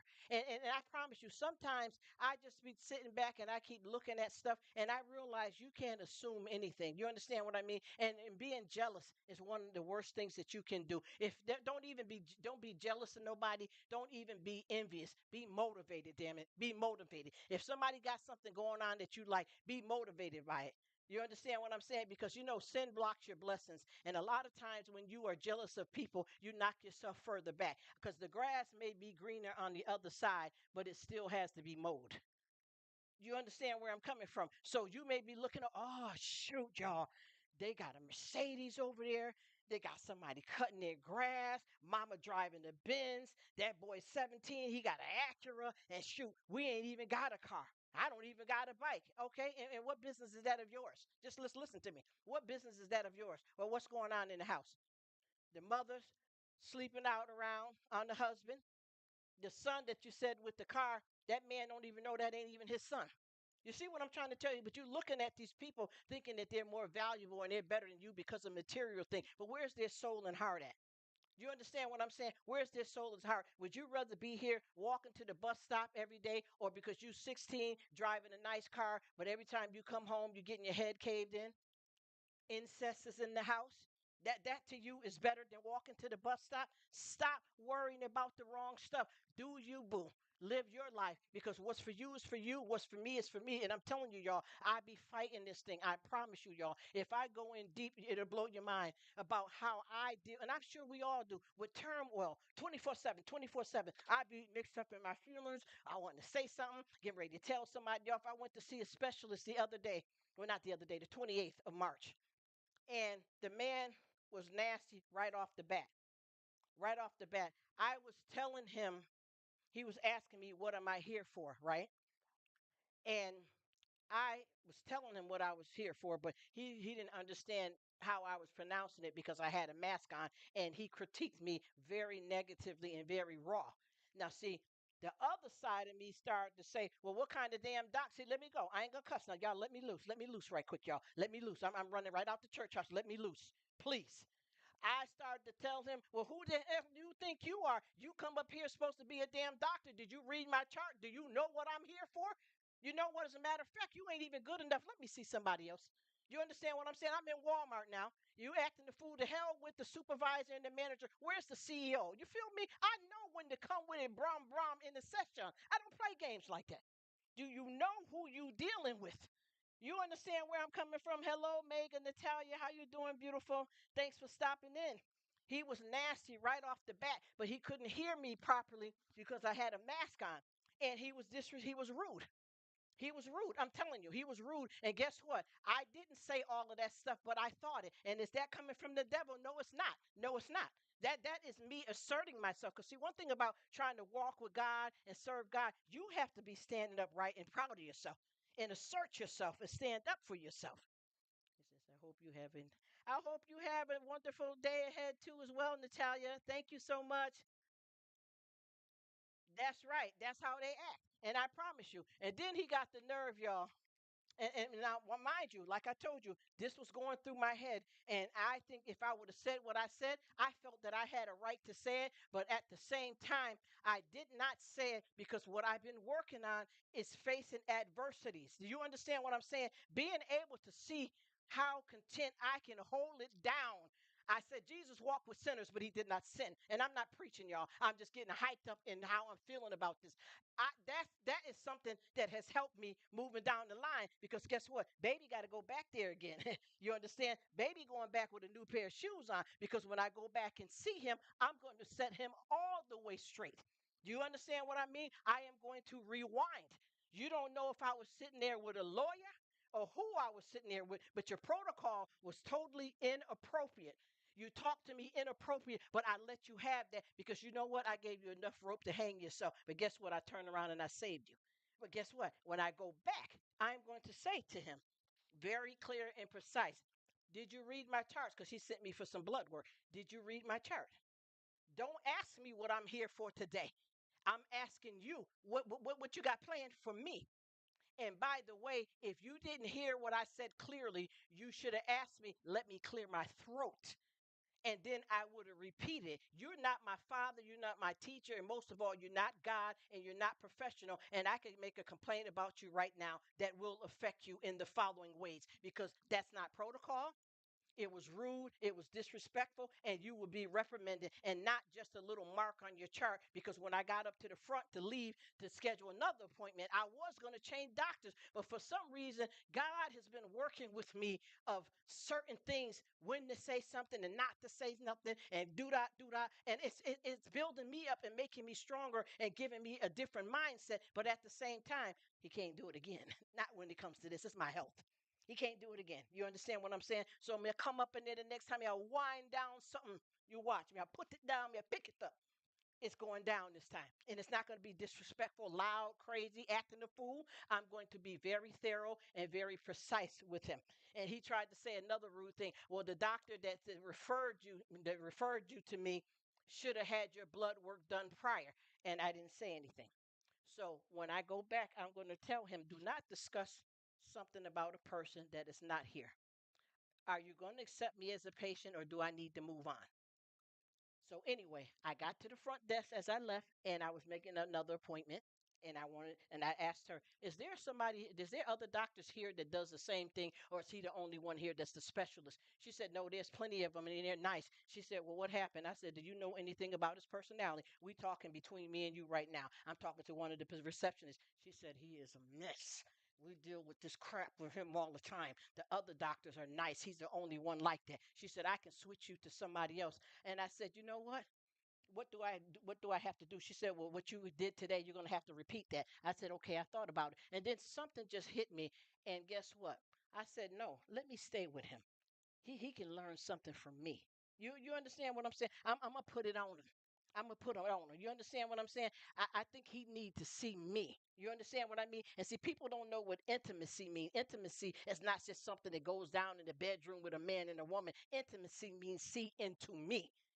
So you rolled out like that, but when I see you again, I'm gonna ask you when you come in the room, what are you gonna do for me? And by the way, when I was at the last appointment, I didn't need you to critique me. I didn't come here for a class of etiquette. You see what I'm saying? I'm a chat with them. I'm a chat with them, and I'm gonna set them all the way straight. And then if he can't take me talking to him the same way he talked to me, then we can't break bread, bro. And I'm still gonna rise up and get what I want. Because sometimes you know what, you got two ears and one mouth for a reason. And sometimes you can let people act the fool. It depends on what it is. Now, I'm not saying let nobody run over you, but sometimes you can let people act the fool and still win. And it's some lessons that I've been working on with myself for a long time, is to be able to deal with somebody that's acting a fool. Somebody may bump into you crazy at the grocery store with the carrots, may not say nothing this time. And then there may be a day and say, well, you could have said, excuse me. It depends on what messages you get in. And like I said, it's very important to know the difference between your thoughts and God's voice. You understand? A lot of people don't know that. Oh, sometimes I wonder, how can I hear from God? A lot of times you hear from God when you make mistakes. You understand what I'm saying? And the mistakes he allows to happen so that he can carve you into what he wants you to be. We're not getting all of our bad stuff from the devil, y'all. People don't understand a lot of choices is what you make. And whenever you decide to do something foolish and the devil know you clowned it, he will come in and make it worse, but you're capable of messing up on your own. That's right. Never trust. And that's what I'm saying. I'm watching it. I'm watching it, don't win some, because you know what? He gonna mess up his whole career. He gonna mess up his whole career because he got the right one, not the wrong one. He got the right one. Because see, like I said, I'm gonna give you enough rope to hang yourself, and you don't know if I was sitting there with an attorney and I told you that was my daughter or my friend. So you actually are playing yourself. See, they don't understand that people got a lot more sense than what you think. You may want to size somebody up by their insurance, their vocabulary, what they're wearing is clothes, but you don't know their soul. You don't know if they working with God, and what's going to happen on this end. That's the whole thing about that. They don't know you, and people like to assume and they like to judge you because they want you to be what they want you to be for them and don't care nothing about who you are. So I'm at the point right now in my life that I am allowing people to think that they are winning, that they have you trusted in the fool game. But when we come through Minaramp, you see, the time is here. The time is now. You guys, I have been doing so good with putting up with some crap, y'all. Because, honey, I used to let them have it. I used to let them have it, but I need this for my journey. You understand what I mean? And I don't mean that I'm going to sit back and let anybody run over me or dog me out. But you got to let it test. Do a little testing. You know what I mean? Just to see how far this thing going to go. That's all. We're just going to take the time and see how far this thing is going to go. And if they think that they're running over you or taking advantage or controlling you, let them go ahead and play this up. Because sometimes you don't have to say nothing. You don't have to say nothing. You can sit back and let them choke their own self out. You know what I mean? But this man don't know who he dealing with. And I had somebody else in the lab. You understand what I mean? Yes, discrimination. Do you know what discrimination can get? It can get you fired from your job. It can get you in a lot of trouble. You could be laid off for months without pay and tight wad. Just because somebody a doctor, you don't know their financial status. This man could be living for pillow to post, and by him being out of work and no income for a month, he may lose his damn house. But see, he don't know who you are or what you were sent there to do. Because I know a person like that, especially with the discrimination, he knows what he's doing. Even if he don't give a dang and he don't feel nothing about it, he know what's up. He know what's up. And see what another thing I think he want, they like to size you up by your skin tone. You feel where I'm coming from? They like to size you up by your skin tone so that they can say, well, you know what? That person poor, that person broke, that person this, that person that, and they have no idea. Haven't y'all seen any of these shows where people go in and they're the owner of the place and they pretend to be a new worker and they watch how their staff treat people, and then they decide to call you out, who's going to get a raise, who's going to get fired, who's going to go. That's the kind of thing that I've been learning how to do. Let you play yourself. Because you ever been in a situation like I when I was coming up, I watched a lot of kids that want to fight. You know how youngers, boys and girls want to fight and they like to make fun of you. Like, they would say, well, you know what? Oh, look at those dirty shoes you got on. Oh, you don't got a nice coat. And they laugh and bop, bop, bop. And then you go somewhere and feel like the world hates you. But there's a lot of them people that if you train your kids right coming from home, they ain't gonna let nothing affect them because they know what the deal is in your household. You understand what I mean? I don't care what they got down the street.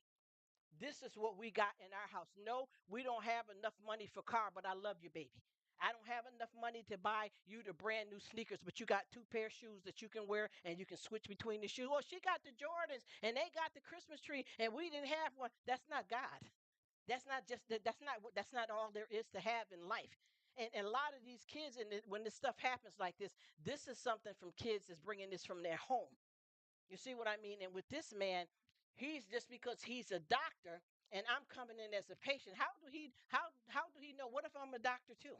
I was just at somebody that had the same job descriptions as me, and they was trying to talk to me like I was beneath, and didn't realize. And as I left, I said, "You, one of my coworkers," and they looked at me and started trying to scramble through the paperwork to read my name. Didn't even know me from a can of paint. And guess what? You work under me, fool. Hello, hello. Anybody home? Ring, ring. Hello. You see what I'm trying to tell you?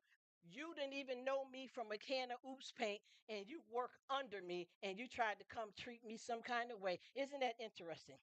So what's gonna happen now? You see, because I have a lot of authority over you. You see what I'm saying? And now this person is running around scrambling, trying to figure out how they can correct what they did and how they treated me and how they act, and had somebody else reach out to me and trying to ask me, is she going to get fired? Is she going to do da da da? Ask her what she thinks should happen to her. Because see, she was trying to judge me and didn't even know who the heck I was, because she tried to come in like she's so tush tush and so much better than everybody. You work under me. You see what I'm trying to tell you? Do not assume anything about a person because you don't know. You don't know. And when you're raising these kids, you got to remember they only know what you show them. You understand what I'm saying? They only know what you show them. When a baby comes into a family, a baby comes in pure and innocent. Do you understand what I'm saying? They know nothing but what you teach them. So if you have a household and you don't believe in God, you don't teach them about God, when they get a certain age, when they start getting out here, they can learn about God if they want to. But for the most part, in the most years of their life, they won't know nothing about God. If you don't teach them, I love you, please, and thank you, they don't know how to reciprocate that when they go out in public and go to school. A lot of times children are going to school and they're being diagnosed with, this child seem to have ADHD. And I think, as this Miss Patty said, and I say this all the time too, Patty, I promise you, because I work in a lot of this type of stuff. I said a lot of us got a touch of something in us too. Just like you said, Patty, a lot of us have a lot of capabilities in us too, that sometimes you don't even know it's in yourself until you get put in a certain predicament. And like you said, jumping all over the place, can't make decision, moving around. And sometimes some kids are doing that because that's just what it is. And some kids are showing signs of something that's going on in their house. It may not be enough of hugs, kisses. It may not be enough food, but that don't mean that their parents are starving them. They don't have it. A woman just said here, and it was horrible. She was born into, and I'm not trying to be nasty, y'all, but you know how I speak about this stuff, Patty, and you'd be like, let me go check that out. You remember I told you and Brother Marquise about that stripper. Well, there's another woman here that she was born into a sex cult. Absolutely, Patty. Absolutely. And this woman here was born into a sex cult. So when she used to go to school, she had the best clothes on. Her hair was always done. She always looked it good. And she said, and they never looked at me with any concern to see if I had problems. But the child over here, that hair may have not got combed today, or shirt look a little faded, they're ready to send social services over to their house. But they don't know that I was born in a sex cult, and my mother held me down when I was 5 or 6 and gave me some type of chocolates while she held me down for her husband to penetrate me. I'm just gonna be raw. You understand what I'm saying? But they thought I had it all. My hair was always done. Parents spoke properly when they came up to the school, da da da, and I was in the sex cult. And she ended up getting pregnant by her stepfather at the age of 12. And they knew that they couldn't bring her to the doctor, so they delivered the baby right there in the house. Kept the baby for a couple of days, and when the girl woke up one day, the baby was gone. You see where I'm coming from? Because she had nice shoes on, nice clothes. Her hair was always did. But that child over there that got some little ran over shoes and hair wasn't too tush tush today is being abused. So we're going to send the service over to their house. And there was nothing wrong with it. It was one of them situations where they don't have money. But I bet you if you go look at that dingy shirt, it smelled like Tide. It's because it's looking dingy. That's because it's old, but the child is not dirty. But you assume because you're looking at riches instead of spirit, soul. You get what I'm saying? And it's sad, but that's what it is.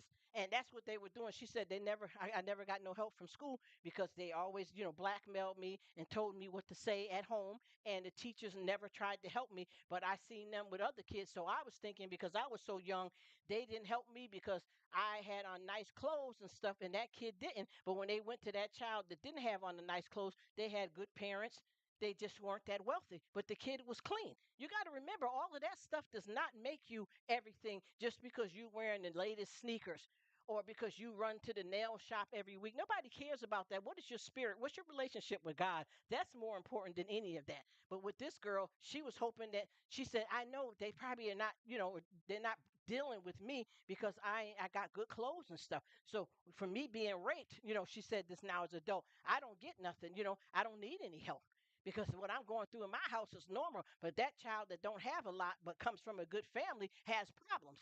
And that turned out not to be the truth.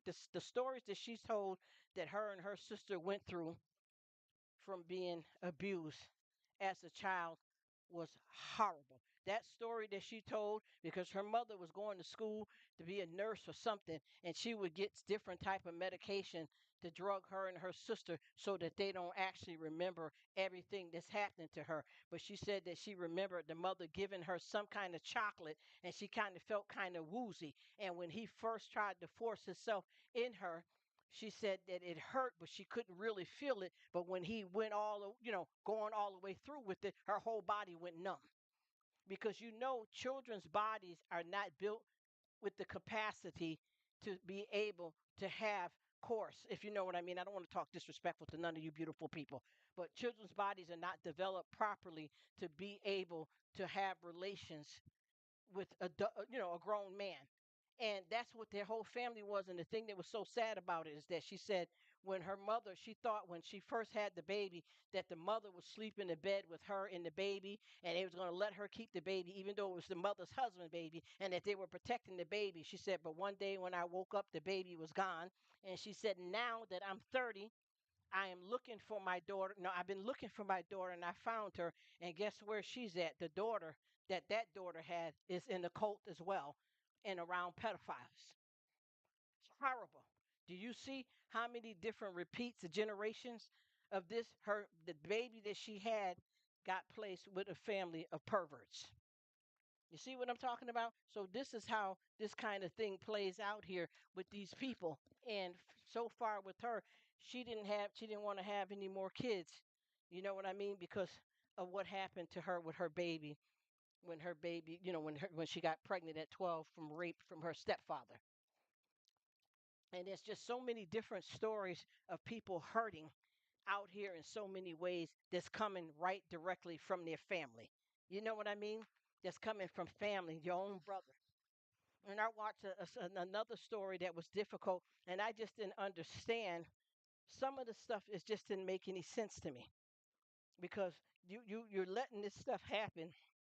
And what's happening here? You know how when you don't understand it, but you're not that person, so you have to try to say, you know what, they may be like that, but I'm not, and I'm trying to understand this. So with that particular situation, those women in this girl's family were all women that was born into that lifestyle and brainwash and incest, and like that was okay because it happened to them. So each time they have a child, that child is brought into that, and that's a normal for that family.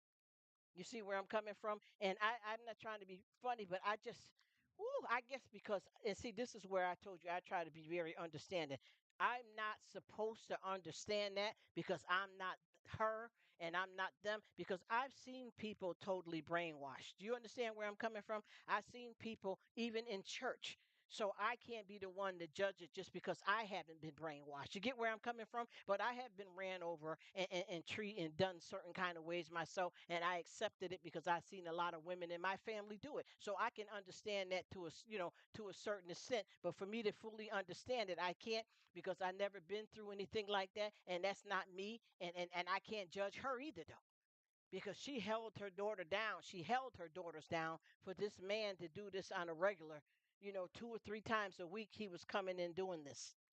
You understand where I'm coming from? And there was nothing, nobody could do anything because they said it was regular. Yes, children and babies. Yes, yes, it's disgusting. And I just watched the same channel that I told you about Patty before about with that stripper. This was this was a guy doing an interview with another woman that was born into a sex cult, and it was horrible, horrible. The stuff that she was saying that was happening to her, and she said one of the times that her mother made her stand there while he, put his private in her, in her mouth, and he asked her, "Well, can I let loose or what?" There's no kind. I don't know what these people are. You get what I'm saying? Because to me, that's pure evil. Like it was okay that he wanted to do something and let loose something in this child's mouth. And her mother said, no, not right now. Like they're talking about, something that's nothing. I don't get it. It's just a horrible situation because what can you do if you are an innocent child? What can you do, first of all? You know, but I know that the man was good with it, and the woman he got with, which was her mother, she was down with it to be in a relationship with that type of man. So what else? What can you say or do? You know, and the thing is, that was okay. And one woman was saying that in her family, it was common to be raped in the family. That was your rite to passage. Like if you got raped, that was you coming into being a woman and introduced to the real world. And I just look at that stuff and then I started thinking about all the horrible cults and stuff that we had in the world. These people that's been brainwashed, I have to say allegedly, like Jim Jones and them David Cohirsch, and you get a whole bunch of people that's living in the cult in the compound, and when they're getting ready, they're finding out that they're getting ready to have their place raided. They have everybody drink something and unlive themselves. One of those kind of situations. And they have those people convinced that that's God. And a lot of times, the reason why they fall for it is because they know nothing. Just like when I said, when I went into that appointment, I didn't even know my self worth, and I didn't have no relationship with God the way I should. And I had no idea that I was at peace. That's because God took the weight for me. When I got that diagnosis and I was told that if I didn't get treated, that I could die, I didn't feel like falling down, crying to the ground, or anything. And I promise you, I went through the treatment, and this stuff went on for like almost 2 years. I went through the treatment, and I didn't break down or bust down or nothing. I just went on and did what I had to do. And all of that time, it was God. There's nobody else that could have loved me. You understand what I'm saying? There was nobody else. My mother, her aunt, family. If you got kids, nobody could take that what I had but God. They're not strong enough. They're not holy enough to have taken that from me. Because when He told me that, I said, okay, and what am I going to do next? You see what I'm saying? What do I do next? And I did what he told me to do, and I've been surviving. You know what I mean? I've been surviving. And I can't believe how that feeling feels. And I remember a long time ago when I was a little girl, I had went to church with some neighbors, and I feel learning once I start learning about salvation and religion and stuff like that. I feel that honestly, when I was a little girl, that was the time that I got saved. But I still went on many a years with destruction. You understand what I'm trying to tell you. You may know, but you don't know what you need to know fully. So you think you're doing something when you ain't even halfway, where you need to be. And it took me much longer, and I'm working on it still now till this day to find my rightful place, because I am lost out here in the world, and I am begging for mercy and favor, and I'm trying to do right, y'all. But I promise you, I can't hide from God. You understand what I mean? I could come on here and be phony and pretend, oh Lord Jesus, I'm saved, I'm the best woman, oh I love up, may God, good God, God, and then be in my mind, F you, dup, dip, tap, tap. You get what I'm saying? You got to keep it real. If you want him to come in and be an anointing and a light in your life, you got to be true with it. So I always say that, I when I repent, I always say, God, you knew what I was going to do before I did it, and I know that you were trying to prevent me from doing it, but also you allowed me to fall on my own sword, and I thank you for that. Because see, people don't realize you can make the worst mistakes of your life, and I promise you, you will learn a good lesson. You will find some good in it. I have been doing that for a long time now, finding a good purpose in something negative, and I promise you, it works. You just have to have the right mindset and the understanding to be able to do it. I got myself in a situation way back when I was a teenager where I left the house and got with some girls. And actually, I wasn't. Was I in it? I don't even know if I was. I think I might have been 12, 12 or maybe 13.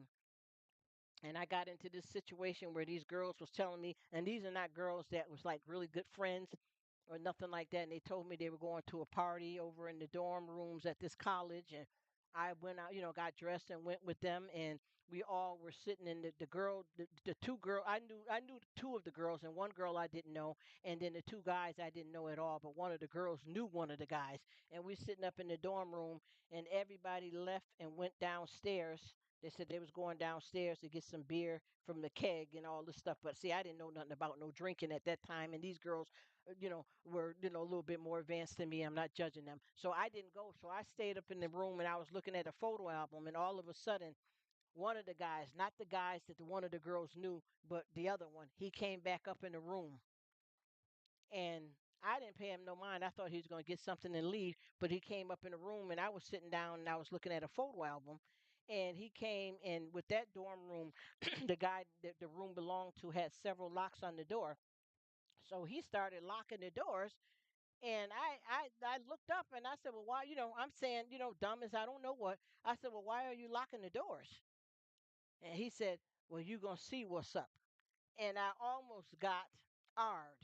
You understand what I mean? I went out of the window head first and sprung both of my ankles and started running. And he started chasing me down. But a bunch of cars was going by, and I was allowed to duck on the side and hide. But I could have been arred in that moment. But I found something positive in that horrific time. Do you understand what I'm trying to explain to you? I found something in a horrific time. Being a young girl, dumb, this man could have been a serial killer, could have got killed, anything. This is real. This is not a story. This is my real life. I knew that that was God letting this situation go on to a certain extent because I'm clowning around out here, and I may not have been here today. And I looked at that as one of the most horrible moments in my life. But I learned so much from that moment that I can help so many people, even through my times of trials and tribulations, because it really, really taught me something. But I still didn't learn then, though. See, it don't end there. You see what I'm trying to tell you? People will tell you a story and try to act like they talking about, honey, oh yeah, and I got glorified, and yeah, honey, I was a straight arrow, honey. I did everything right, girl. I was in church every day. I didn't cuss. I didn't date. I didn't that. No, the story doesn't end there. I got enough to fill a book up with millions of mistakes like that I have made after that happened, because you weren't learning. If you're not with the right family, if you're not loved, you're not taught, you know nothing. You belong to the streets to a certain extent. You understand where I'm coming from? And I'm not talking about like being out there prostituting or anything like that. And I don't judge these women, but I'm just saying I didn't have nothing to fear. I wasn't taught what I needed to know, and I end up being friends with a lot of girls that were more advanced than me, because sometimes when you're not getting what you need from home, you turn to whoever's showing you some attention. You understand where I'm coming from? And that's how a lot of us get caught up. And it's not even just females, but it happened to boys. And that's why a lot of people get caught up in gangs. And some women do get caught up in being streetwalkers, homeless, prostitution. You get where I'm coming from. None of us are exempt from this because we don't know what our path is supposed to be. And we all have to remember God already know what you're going to do before you even are born. So some of these things are here for a reason and a season, a learning, a test, a trial, a tribulation, and it's up to us what we take from it. And sometimes those bad things that happen to you make you end up better in the end. And I know that that doesn't sound right to a lot of people, but it is the truth. It is the truth. I know a lot of people that have had a decent life, and they behave a certain kind of way, and something bad still happened to them. You get where I'm coming from? I seen this guy here. It was so sad. It was a few of them.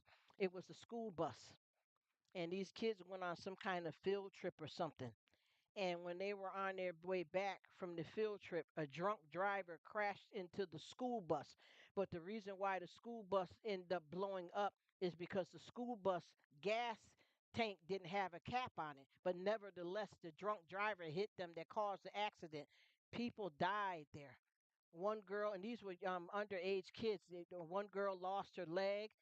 There was a guy that his face got burnt up. Another girl was burnt. Another girl's father died. It was horrible because this guy was drinking and driving, and the bus was not checked thoroughly before it took those kids on that field trip.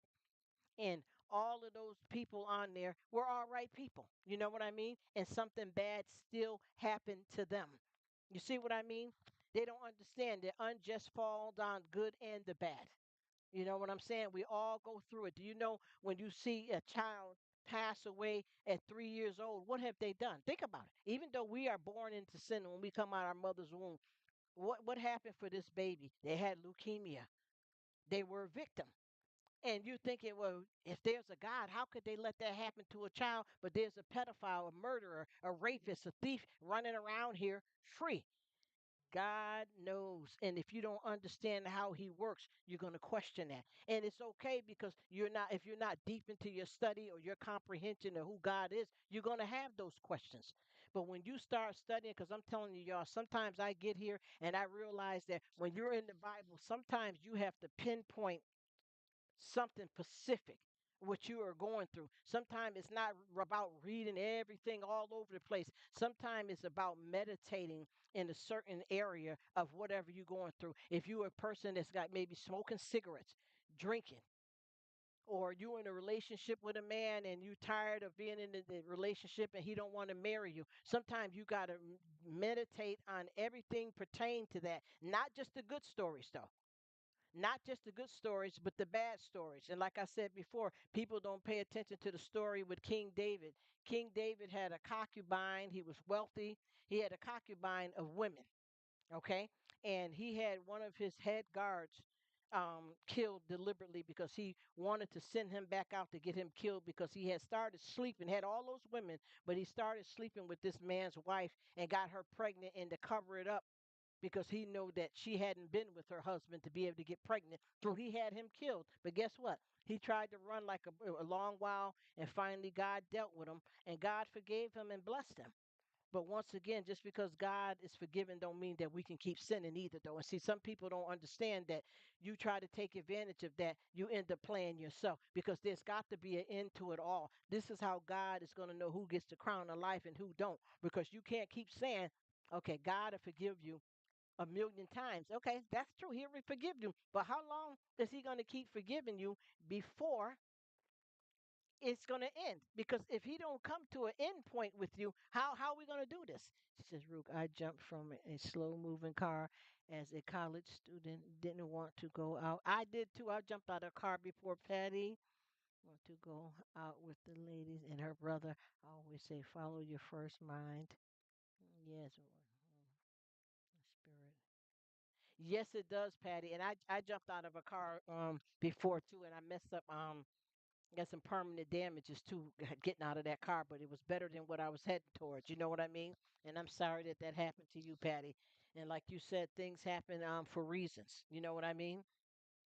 And I promise you, this is why if you don't understand God, because I know you, even us as people, you see suffering people, even if you live with, as we call America, the states, even if you live in the states, you may not run across seeing somebody that is suffering the way they would in Ethiopia because it's a different look there than it is in a city or a state. But I know we've seen people out on park benches sleeping. And it's not because they're alcoholic or on drugs or crackhead. It's not that they're poor and they broke. And they may have some mental health issues. You understand where I'm coming from? Why is that happening? You see, they would question God, but why he allowing that? But I'm over here, I'm cooking collard greens and I got a roast in the oven. You know, you see where I'm coming from. That's not how it goes. You have to seek and you will find, because I have so many times that I be running through here, and when I calm down and I be listening, just like I had an incident happen the other day, and I said, the word doodoo, but I said the S word. And I actually realized that the person that I was talking to on the phone was a bit business. I wasn't even talking to her. I was talking to a family member in the room, and the person thought that I was talking to them. And I felt bad that that was misunderstood. And I felt like crying because it offended her and it wasn't meant to go like that. So I know how your emotions can be very fickle, up and down, and confused because, see, we live in the world where we sometimes don't know the difference between God's voice and our thoughts. And then we have the devil always waiting for you to do something messed up on your own so he can come in and push you further into sinking. So it is a battle, and that's the reason why Jesus walked through here for us, because they knew we couldn't do it by ourselves.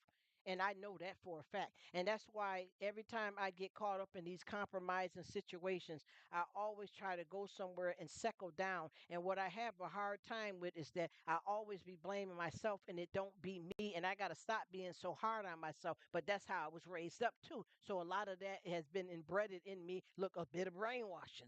I got to call it what it is. And I realized that. But what I've been doing here lately is, like, even especially here, like dealing with my family and on YouTube, I ain't taking no more crap from nobody like that. I'm just gonna leave it alone. It don't have to be a big pow and the bang and the argument and the falling out and the cutting the fool. Leave it. Left it alone. Left it alone. And that's what I've been doing. And it's been working out for me to let certain people say something to me, so to a certain extent, and give them enough rope to hang themselves, or just don't be around that person no more, or those people. And what I decided to do on YouTube, because I got so many of my folks that be hitting me up in the DMs and stuff, and they keep telling me, Rook, that person that's in your life, you don't need to deal with them. They ain't got your back. I see them everywhere, and they never hardly check you out, because we support each other real deep. I said, I know. And they said, well, why you keep going over there helping them and they ain't got your back? So what I've been doing on YouTube, and it's no disrespect or pinpoint anybody Pacific, I've decided to rock with who rocks with me. So you know how I've been doing that, and it's no shade, I promise you. It's just that I ain't got the time to waste, and I don't want to play no games with nobody. So what I've been doing is, whatever videos that I have and whatever hauls and shorts that I do, I'm on here to hang out, y'all. What I do is I go and support anybody that leaves me a comment. If anybody go and visit my page, and if you see some comments that wasn't answered, that's because I haven't got to them. But for the most part, every comment that somebody leaves me, first of all, I thank them properly, and not no corny stuff. I thank them properly, and then I automatically, after I thank them, I automatically go to their channel. And I'm not bragging, because I got a nice enough supporters of people that really care about me. But it gets to be hard, because sometimes I have, like, 50 comments. And then if you living your regular life and working and got a husband or family and vacuuming and washing dishes and all that, sometimes, it gets hard. But I promise you, I love them all back. I love them all back, because I'm out here on these YouTube streets looking for real love. You understand what I'm saying? I'm not coming out here to fake friend nobody or paint this phony picture of what I'm doing or what I say and I got it going on. I'm coming here looking to meet people on the same level. And unfortunately, at times, I had to shut Rook down. Even now with Rook of all, I probably have gotten, like, maybe got stopped dealing with about a good 300 people, and that's why my live is just chill, just like this. And I don't mind it. If it grow, it can grow. If it don't, I promise you, if one person comes to every live, I know that I'm blessed. If I have live shorts or videos and nobody showed up, I know God's there. You understand? And that's more important than anything. And then I have an amazing family. You understand what I mean? I have a future. I have mercy. I have undeserved favor. I'm going places, but I am not all the way yet there. I'm working on my salvation. You know what I mean? I don't want to think I'm buried when I'm only planted. You feel me? I'm working this thing called life, and I'm going through my hurdles and stuff like everybody else. And what's meant for me is what's meant for me, because a lot of people, I've learned in a lot of cases, don't ask why. Just, God, help me please, and help me get through it, because you're not the only one that's going through it, and this is what meant to happen to you, for you to get on your journey. Some negative stuff will strengthen you, because you got to go through something to get to something. And some of the negative stuff that happens to us will prepare us for our journey. And if you want to get that crown of life, people do not understand, and I keep saying this because I be mixed up a lot. If you want to be able to get that crown of life and go to heaven, how are you going to go to heaven if you haven't experienced pain, hurt, pleasure, smiling, sadness, unhappiness? You can't go to heaven with no experience. You got to do this. You know what I'm saying? You got to do this. You can't just go pop up into heaven. Yeah, I've been good. I'm here. You can't have been good, because you were born into sin. You get what I'm saying? You got to bear this to get that. So all of us have to be able to go into heaven, because we went through something, and we're ready to lay it down at his feet. Do you understand what I'm saying? And it will be no more. See, people don't understand that is real paradise that awaits us. That's real paradise that awaits us. And once we pass, through all of this and get to the paradise, this will never exist again. We will, this will be as far as the east is from the west. And I mean, and I know that. Even though I'm still making mistakes, I promise you. And I know everybody may not roll like I roll, like how I tell it like it is about, trying to keep it real about my salvation and my relationship with God. Yes, I keep messing up, and that's me. I got a problem. I'm working on it, but I'm not the only one. And then there's some people that's on a better level than me with it, and then there's some people that's worse than me or the same. But nobody can judge me but God. And the only other judges that you will have is the judge and jury in the traditional system when you go to the courthouse and you've done a crime. But that's not who has the last word there either. It's God. Do you know how many people that have went to jail for some horrible stuff and has been executed or will never get out? Do you know how many of them people are going to heaven? A whole lot.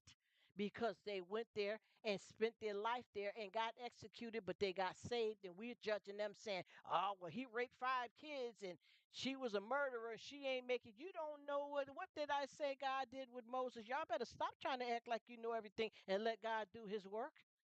Because that's what it is. That's what it is. You understand where I'm coming from? You don't know what God had planned for that person. You may think that well, you know what, I never killed nobody before, so I know I'm going and she ain't. How? How could you honestly know what God has planned for your life when you're fine today and then you go somewhere next week and they tell you you got cancer? How did you know that? Oh, I never smoked. I didn't do no drugs. So how you don't know? God is famous for turning people around and giving them a new life after they have betrayed him and done wrong. People are not listening to that. It's the truth, though. When you know what you read in the Bible and you don't do what it tells you, you know that you have betrayed something God has taught you and told you to do, and He will forgive you and give you a chance to get yourself together, and you still can make it into heaven. But a lot of people don't believe that. Everybody that watch somebody going to jail, even if it's somebody you say, "Oh my gosh, this man molested and killed a 3-year-old, 4-year-old child or family, burnt that blah blah." And I had another story that I just seen that this man had he had done something to this little girl. He had been molesting her for quite a while, bothering her, doing stuff fully. And her family found out about it. Which she had her grandparents had custody of her, her grandmother and grandfather. So they took her to to the doctors, to call the police and everything. They found evidence. They was able to prove that this happened. This man DNA, blah blah blah. So they had to go to court. And when they had it coming around to the trial, because for some reason he was able to get out on bond. So when they were going to go back to court for him to get sentenced, he ended up going over there setting the whole house on fire and unlived her and her grandparents. You understand what I'm saying? So now, what do you think God's going to do with this man? Now, they found out that it was him that did it. So now he if he would have went to jail just for what he did to her, he probably would have got maybe 5, 10 years and been right back out here tooting around. But now that he's done that, it's a possibility that he's going to get death row, because I got to go back and see what the outcome is because they didn't get to that part yet. He's going to go to jail for life or maybe be executed. But what is God going to do with him in the end? Do you think that during this time that he's going to jail for life, or the time, because when you go on death row, you can be on death row for many years. And if you go into prison for life, whatever your natural life that you have left, most likely you're not going to ever get out to be able to live in society again, because you're going to probably pass away in prison or die young or whatever have you. But what's God going to do with this person? Because everybody's yelling, you will rot in hell, he's going to hell, yes, burn in the flames. And you don't know what God may have planned for this person. You understand what I'm trying to tell you? God may have some different plan. I'm not saying that, I'm not judging nobody, but you never know what God is going to say. You understand what I'm saying? Once again, Moses unlived somebody, and he was the very person that carried the 10 Commandments that said, "Thou shalt not what?" You see what I'm saying? And he turned him around and gave him a beautiful life. See what I'm trying to tell you? So you don't know that. You do not know that. You have to realize you got to get back and let God be God. You understand what I'm saying?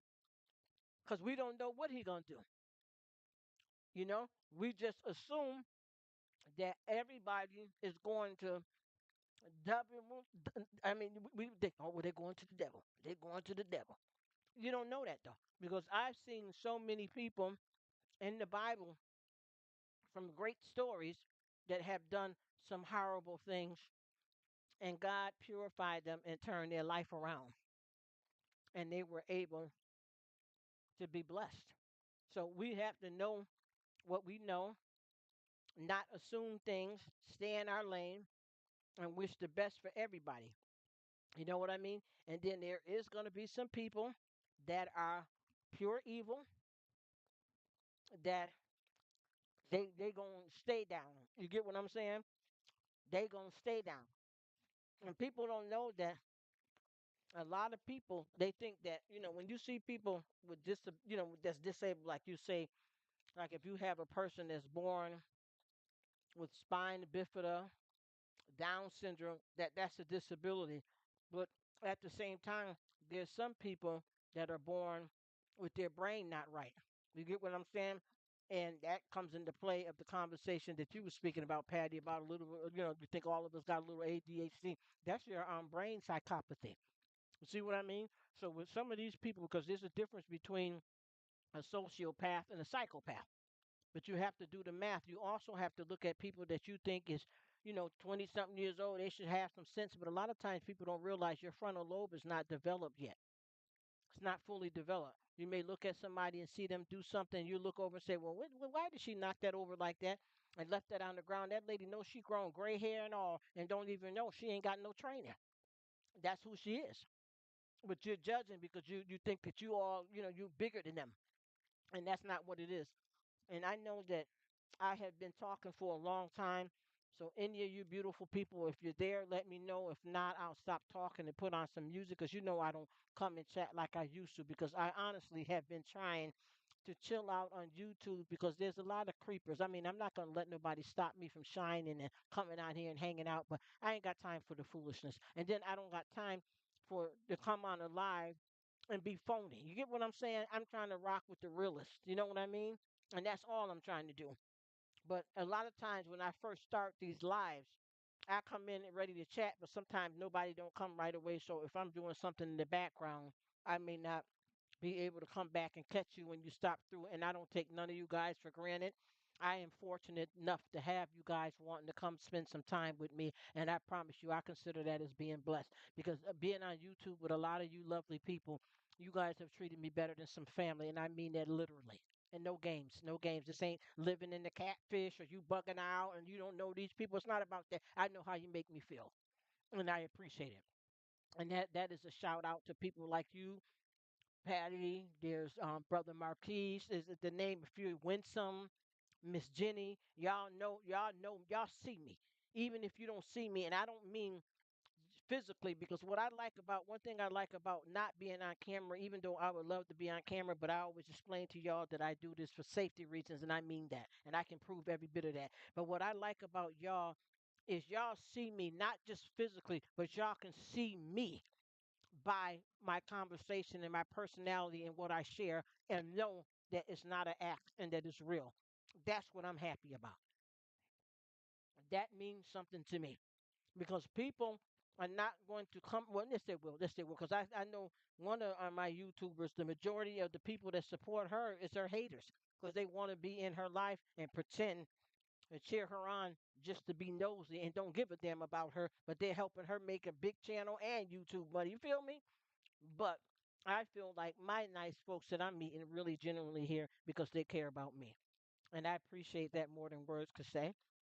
And I know that I have been talking for about probably 2 hours because soon as I started, you guys have been coming through and oh my gosh, y'all, I feel so blessed. And I thank you so much. I really, really, really thank you guys deeply, truly, and coming from the whole heart. Thank you so much. Winsome H, big up me love. Thank you. Thank you. Thank you. Brother Marquise, I love you, brother. Thank you for being here. Kendall, thank you so much for being here. Thank you all for your support and your love and your friendship. Thank you so much. It's Joey's World. I love you. I appreciate it. Y'all already know how I feel about you because I stay over at y'all house. Y'all already know this. Mint over 60 with Jenny. Thank you so much, beautiful. I thank you so much. And Miss Patty, I love you, sis. We is gonna rock and ride this car till the wheels fall off. You heard me? We is gonna ride this till the wheels fall off.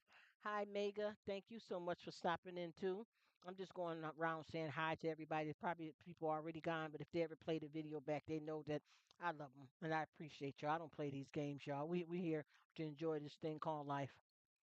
And like I said, if you guys are gone, I'm gonna put the music on. And if there is somebody still around here, so say something and I'll start back chatting it up. Just let me know if you are here. If you're still here, somebody scream. All right, here come the music.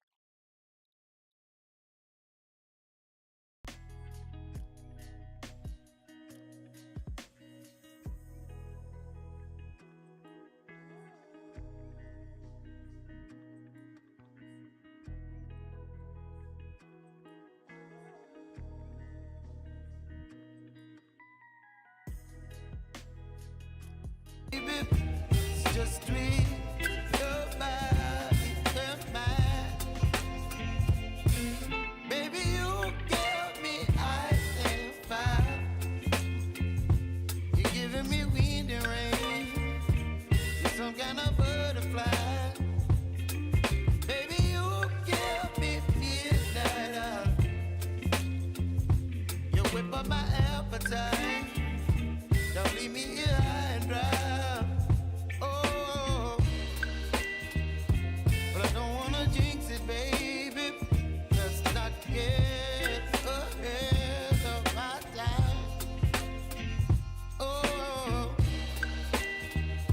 but I don't wanna miss you, baby. So I stand up and speak just my mind. Oh,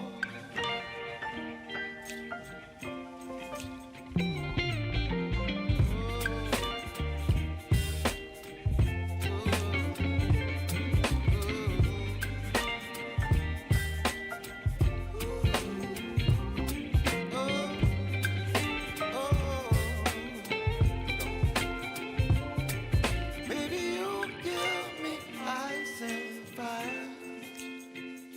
You're chilling wind and rain. You're some kind of butterfly. Baby, you give me midnight oil. You whip up my appetite. Don't leave me here high and dry. Baby, you give me ice and fire. You're channeling wind and rain. You're some kind of butterfly. Baby, you give me midnight oil. You whip up my appetite. Don't leave me here high and dry. Oh, oh,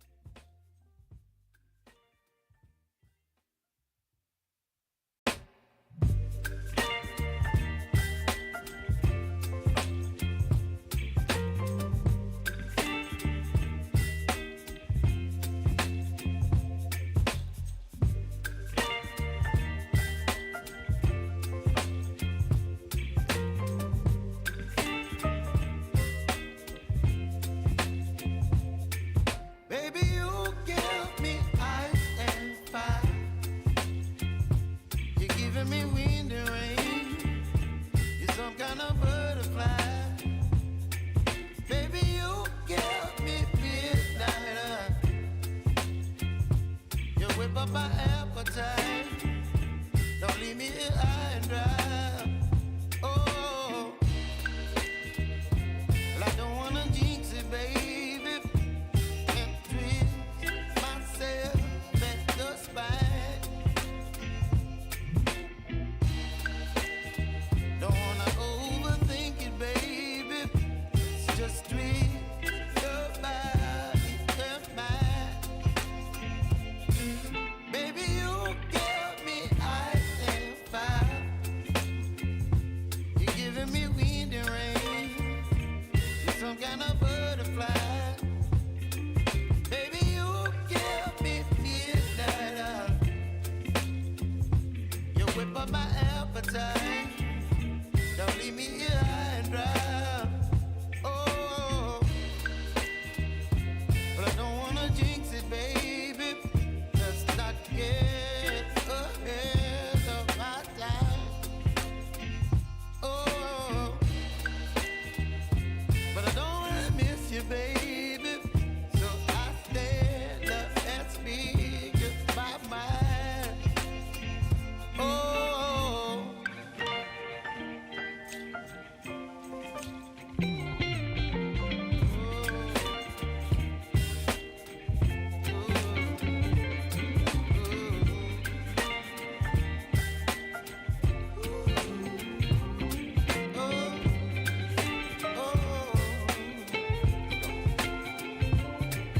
baby, you give me ice and fire.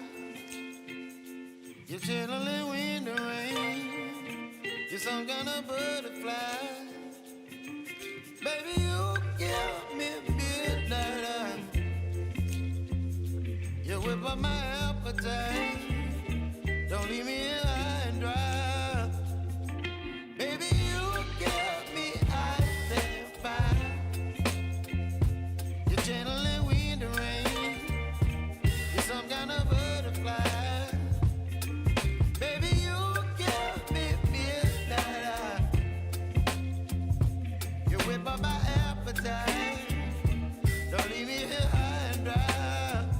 Oh, oh,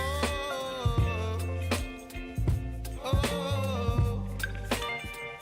oh,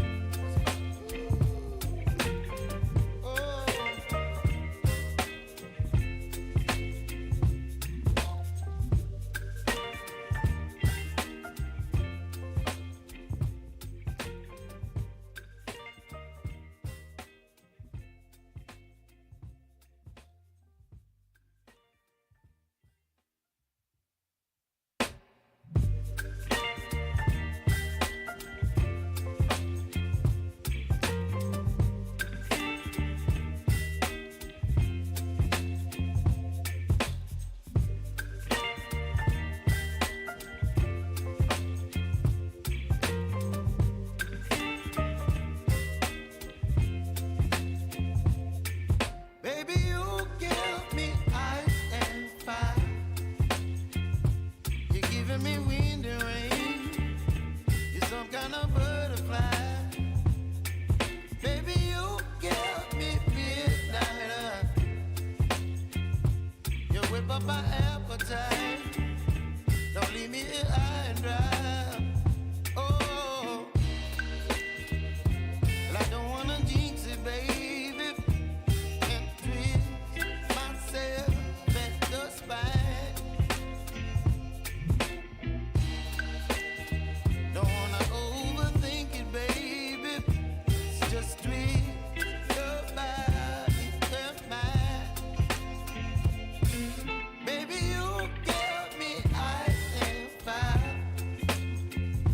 You're giving me wind and rain. You're some kind of butterfly. Baby, you give me midnight.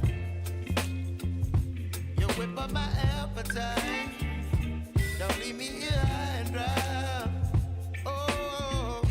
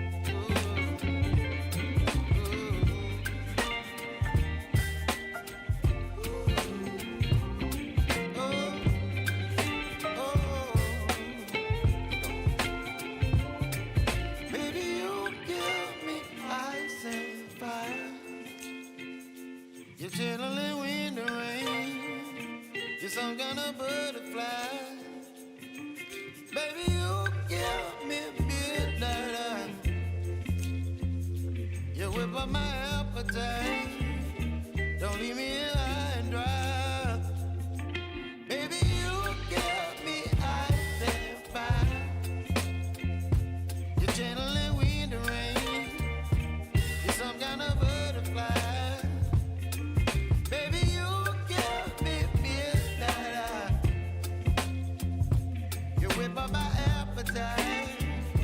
Don't leave me here high and dry. Oh, oh, oh,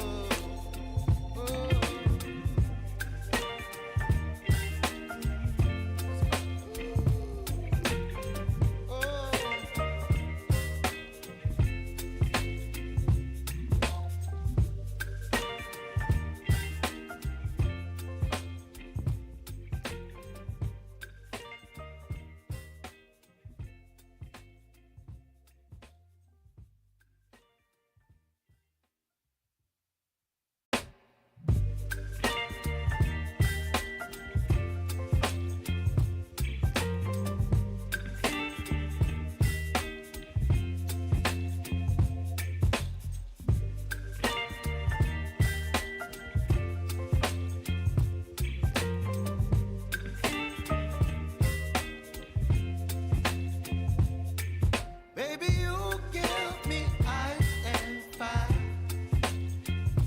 You're giving me wind and rain.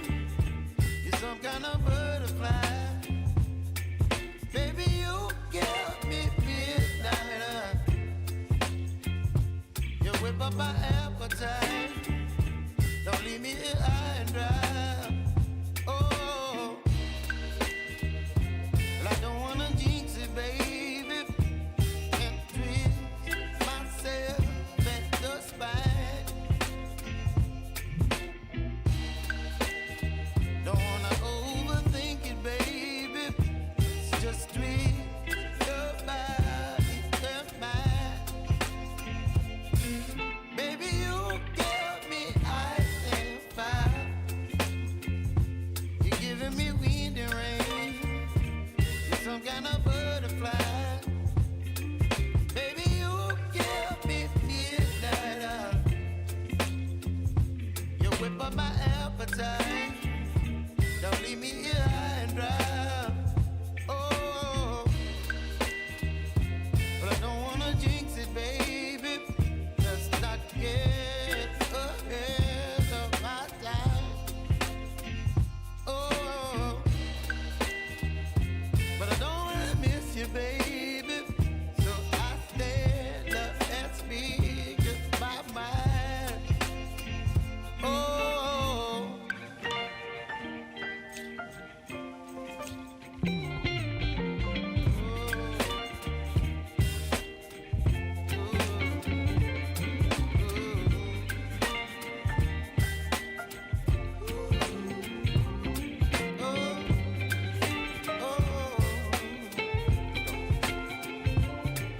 baby, you give me ice and fire.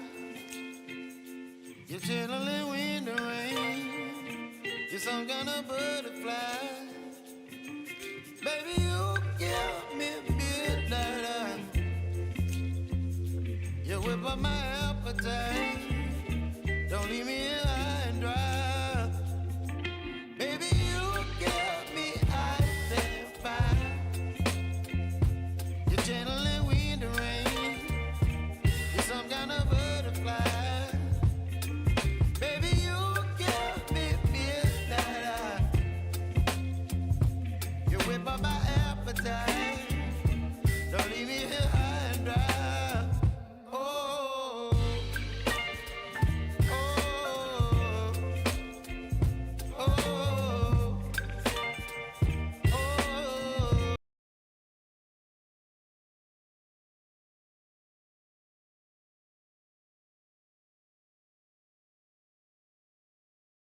I just want to thank you, lovely people, for being a blessing. I appreciate you guys. I really do. I really do. And one thing I like about Patty, when you come on, when you talk and you thank people, Winsome, all of you guys, y'all really mean it from the heart. I can hear it. And if you fake, you're good. You understand what I'm saying? We do this. And I tell you, it is so. appreciate it. I really mean that because folks got millions of people that they can visit online and in their personal life, family, kids, grandkids, them dishes in there waiting on you. Need to go clean that basement. You need to go to the doctor's, the grocery store. And when somebody is spending their time with you, that means they got your back and they care about you, and you should be glad, happy, and loyal to know and have that and return it back. And that's what I do. Thank you so much, Winsome. You, man, listen, with you hugging me up from yard has been one of the most experiences, one of the best and most experience that I had from a Jamaican sister really loving me and not treating me no kind of way because I'm only half. You understand? You big me up no matter what, and you have shown me different. And I have plenty of completely full family members that are fully from yard and them not accept. Pues yo hablo español está bien, and those family members are the same. You get where I'm coming from? So I love you for that, Winsome. Thank you, and Jenny. Thank you, women, for showing me. Because I really, really need that in my life. And I'm trying to wrap up with more of my yard brothers, them too, as well, because I catch a few of them and them don't last long. So I'm trying my best to find some of my brothers from yard because that's very important for me to be loved by my people all around. And I'm not going to stop trying. But you guys make a big difference in my life because just as well as you guys respect and appreciate and come to hang with me, I'm spending my time too because I have family here. I just had one family member that I haven't seen them from last night, and them leave for work, and I waved at them because I'm hanging with y'all and they're okay. They're okay. You feel me?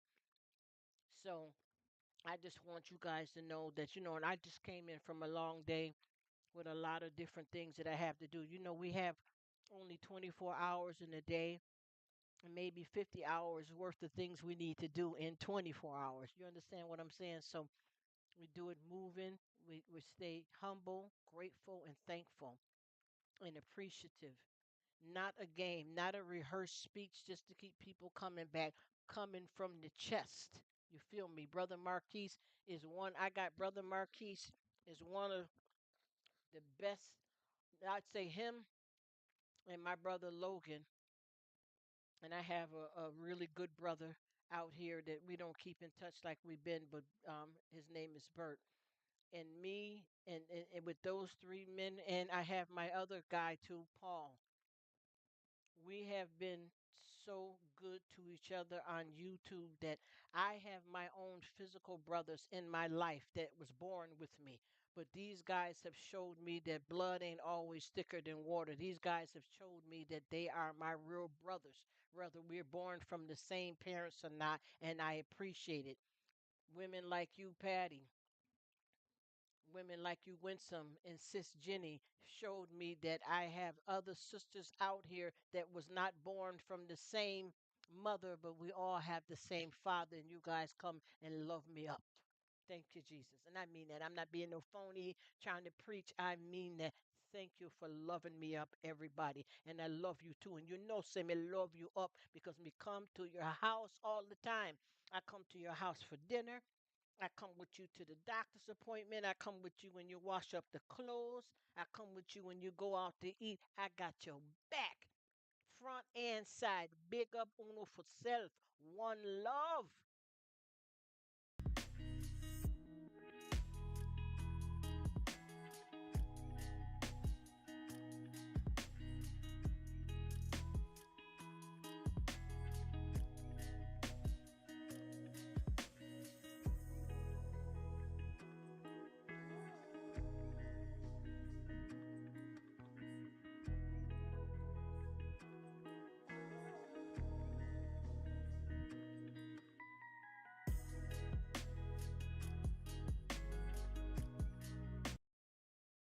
Thank you. I see you there, Winsome. And I promise you, it's been a hard road to walk upon. You understand what I mean?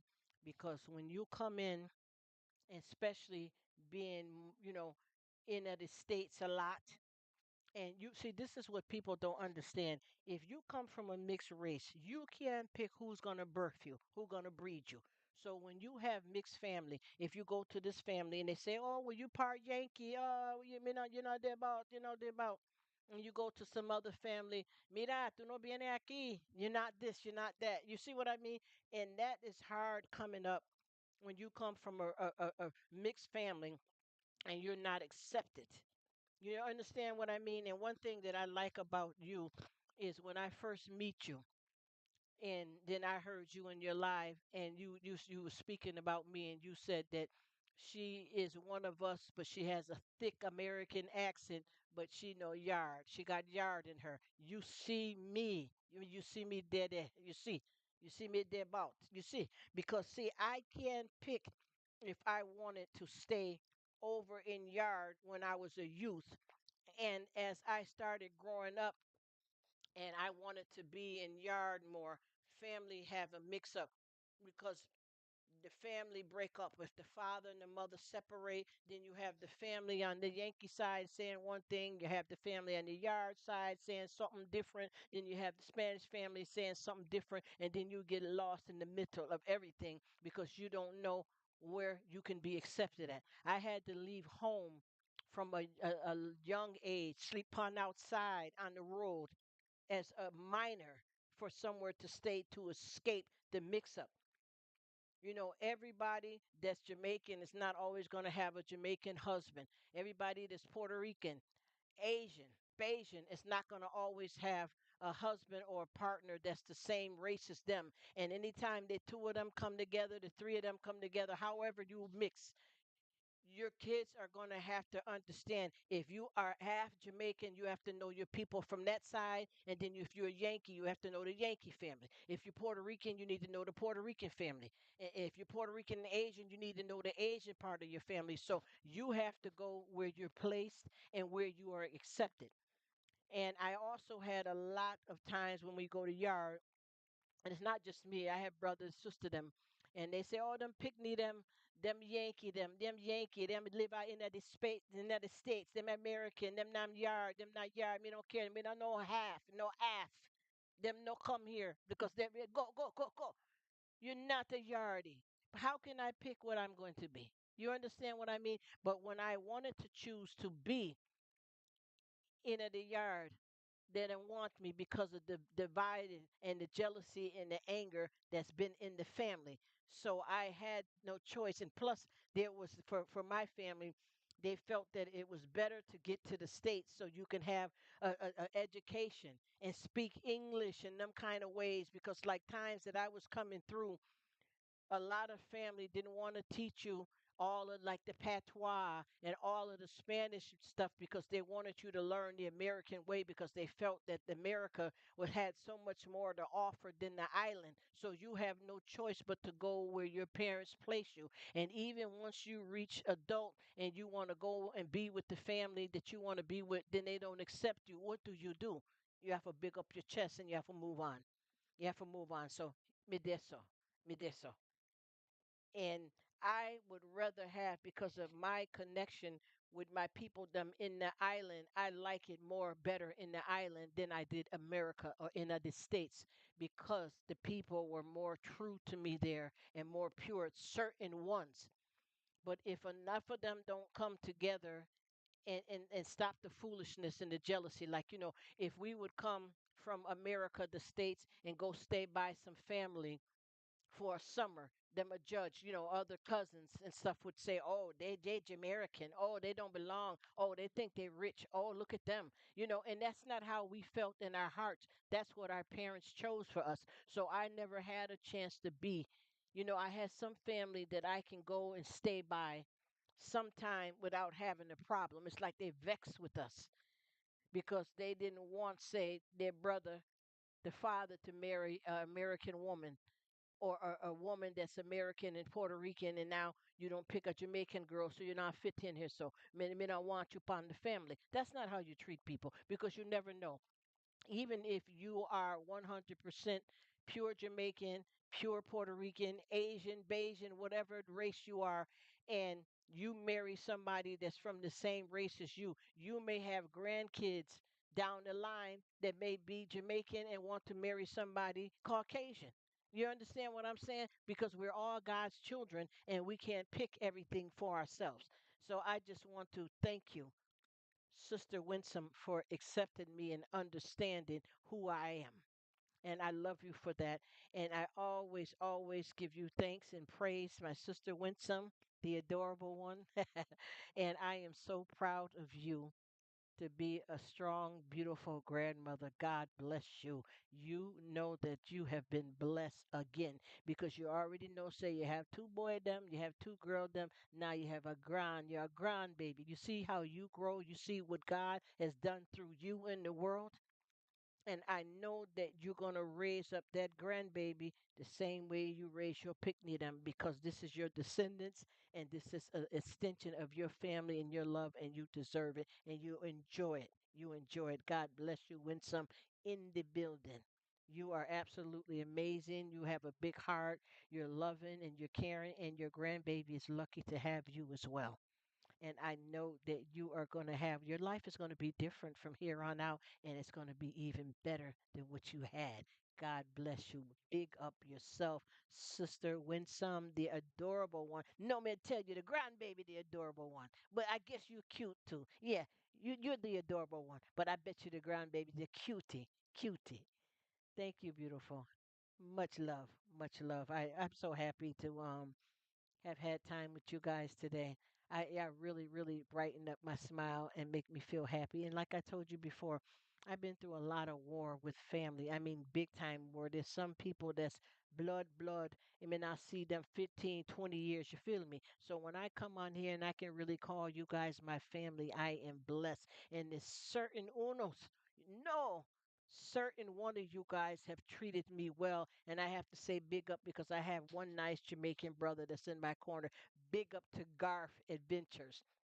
That's one of my Jamaican brothers that's been sticking by me and making me understand that I am still I'm still accepted. And I thank you. I know God got me covered, but it means a lot to me to have you guys as well. Blessings to my people, blessings to my posse. One God, one love, Bob Marley.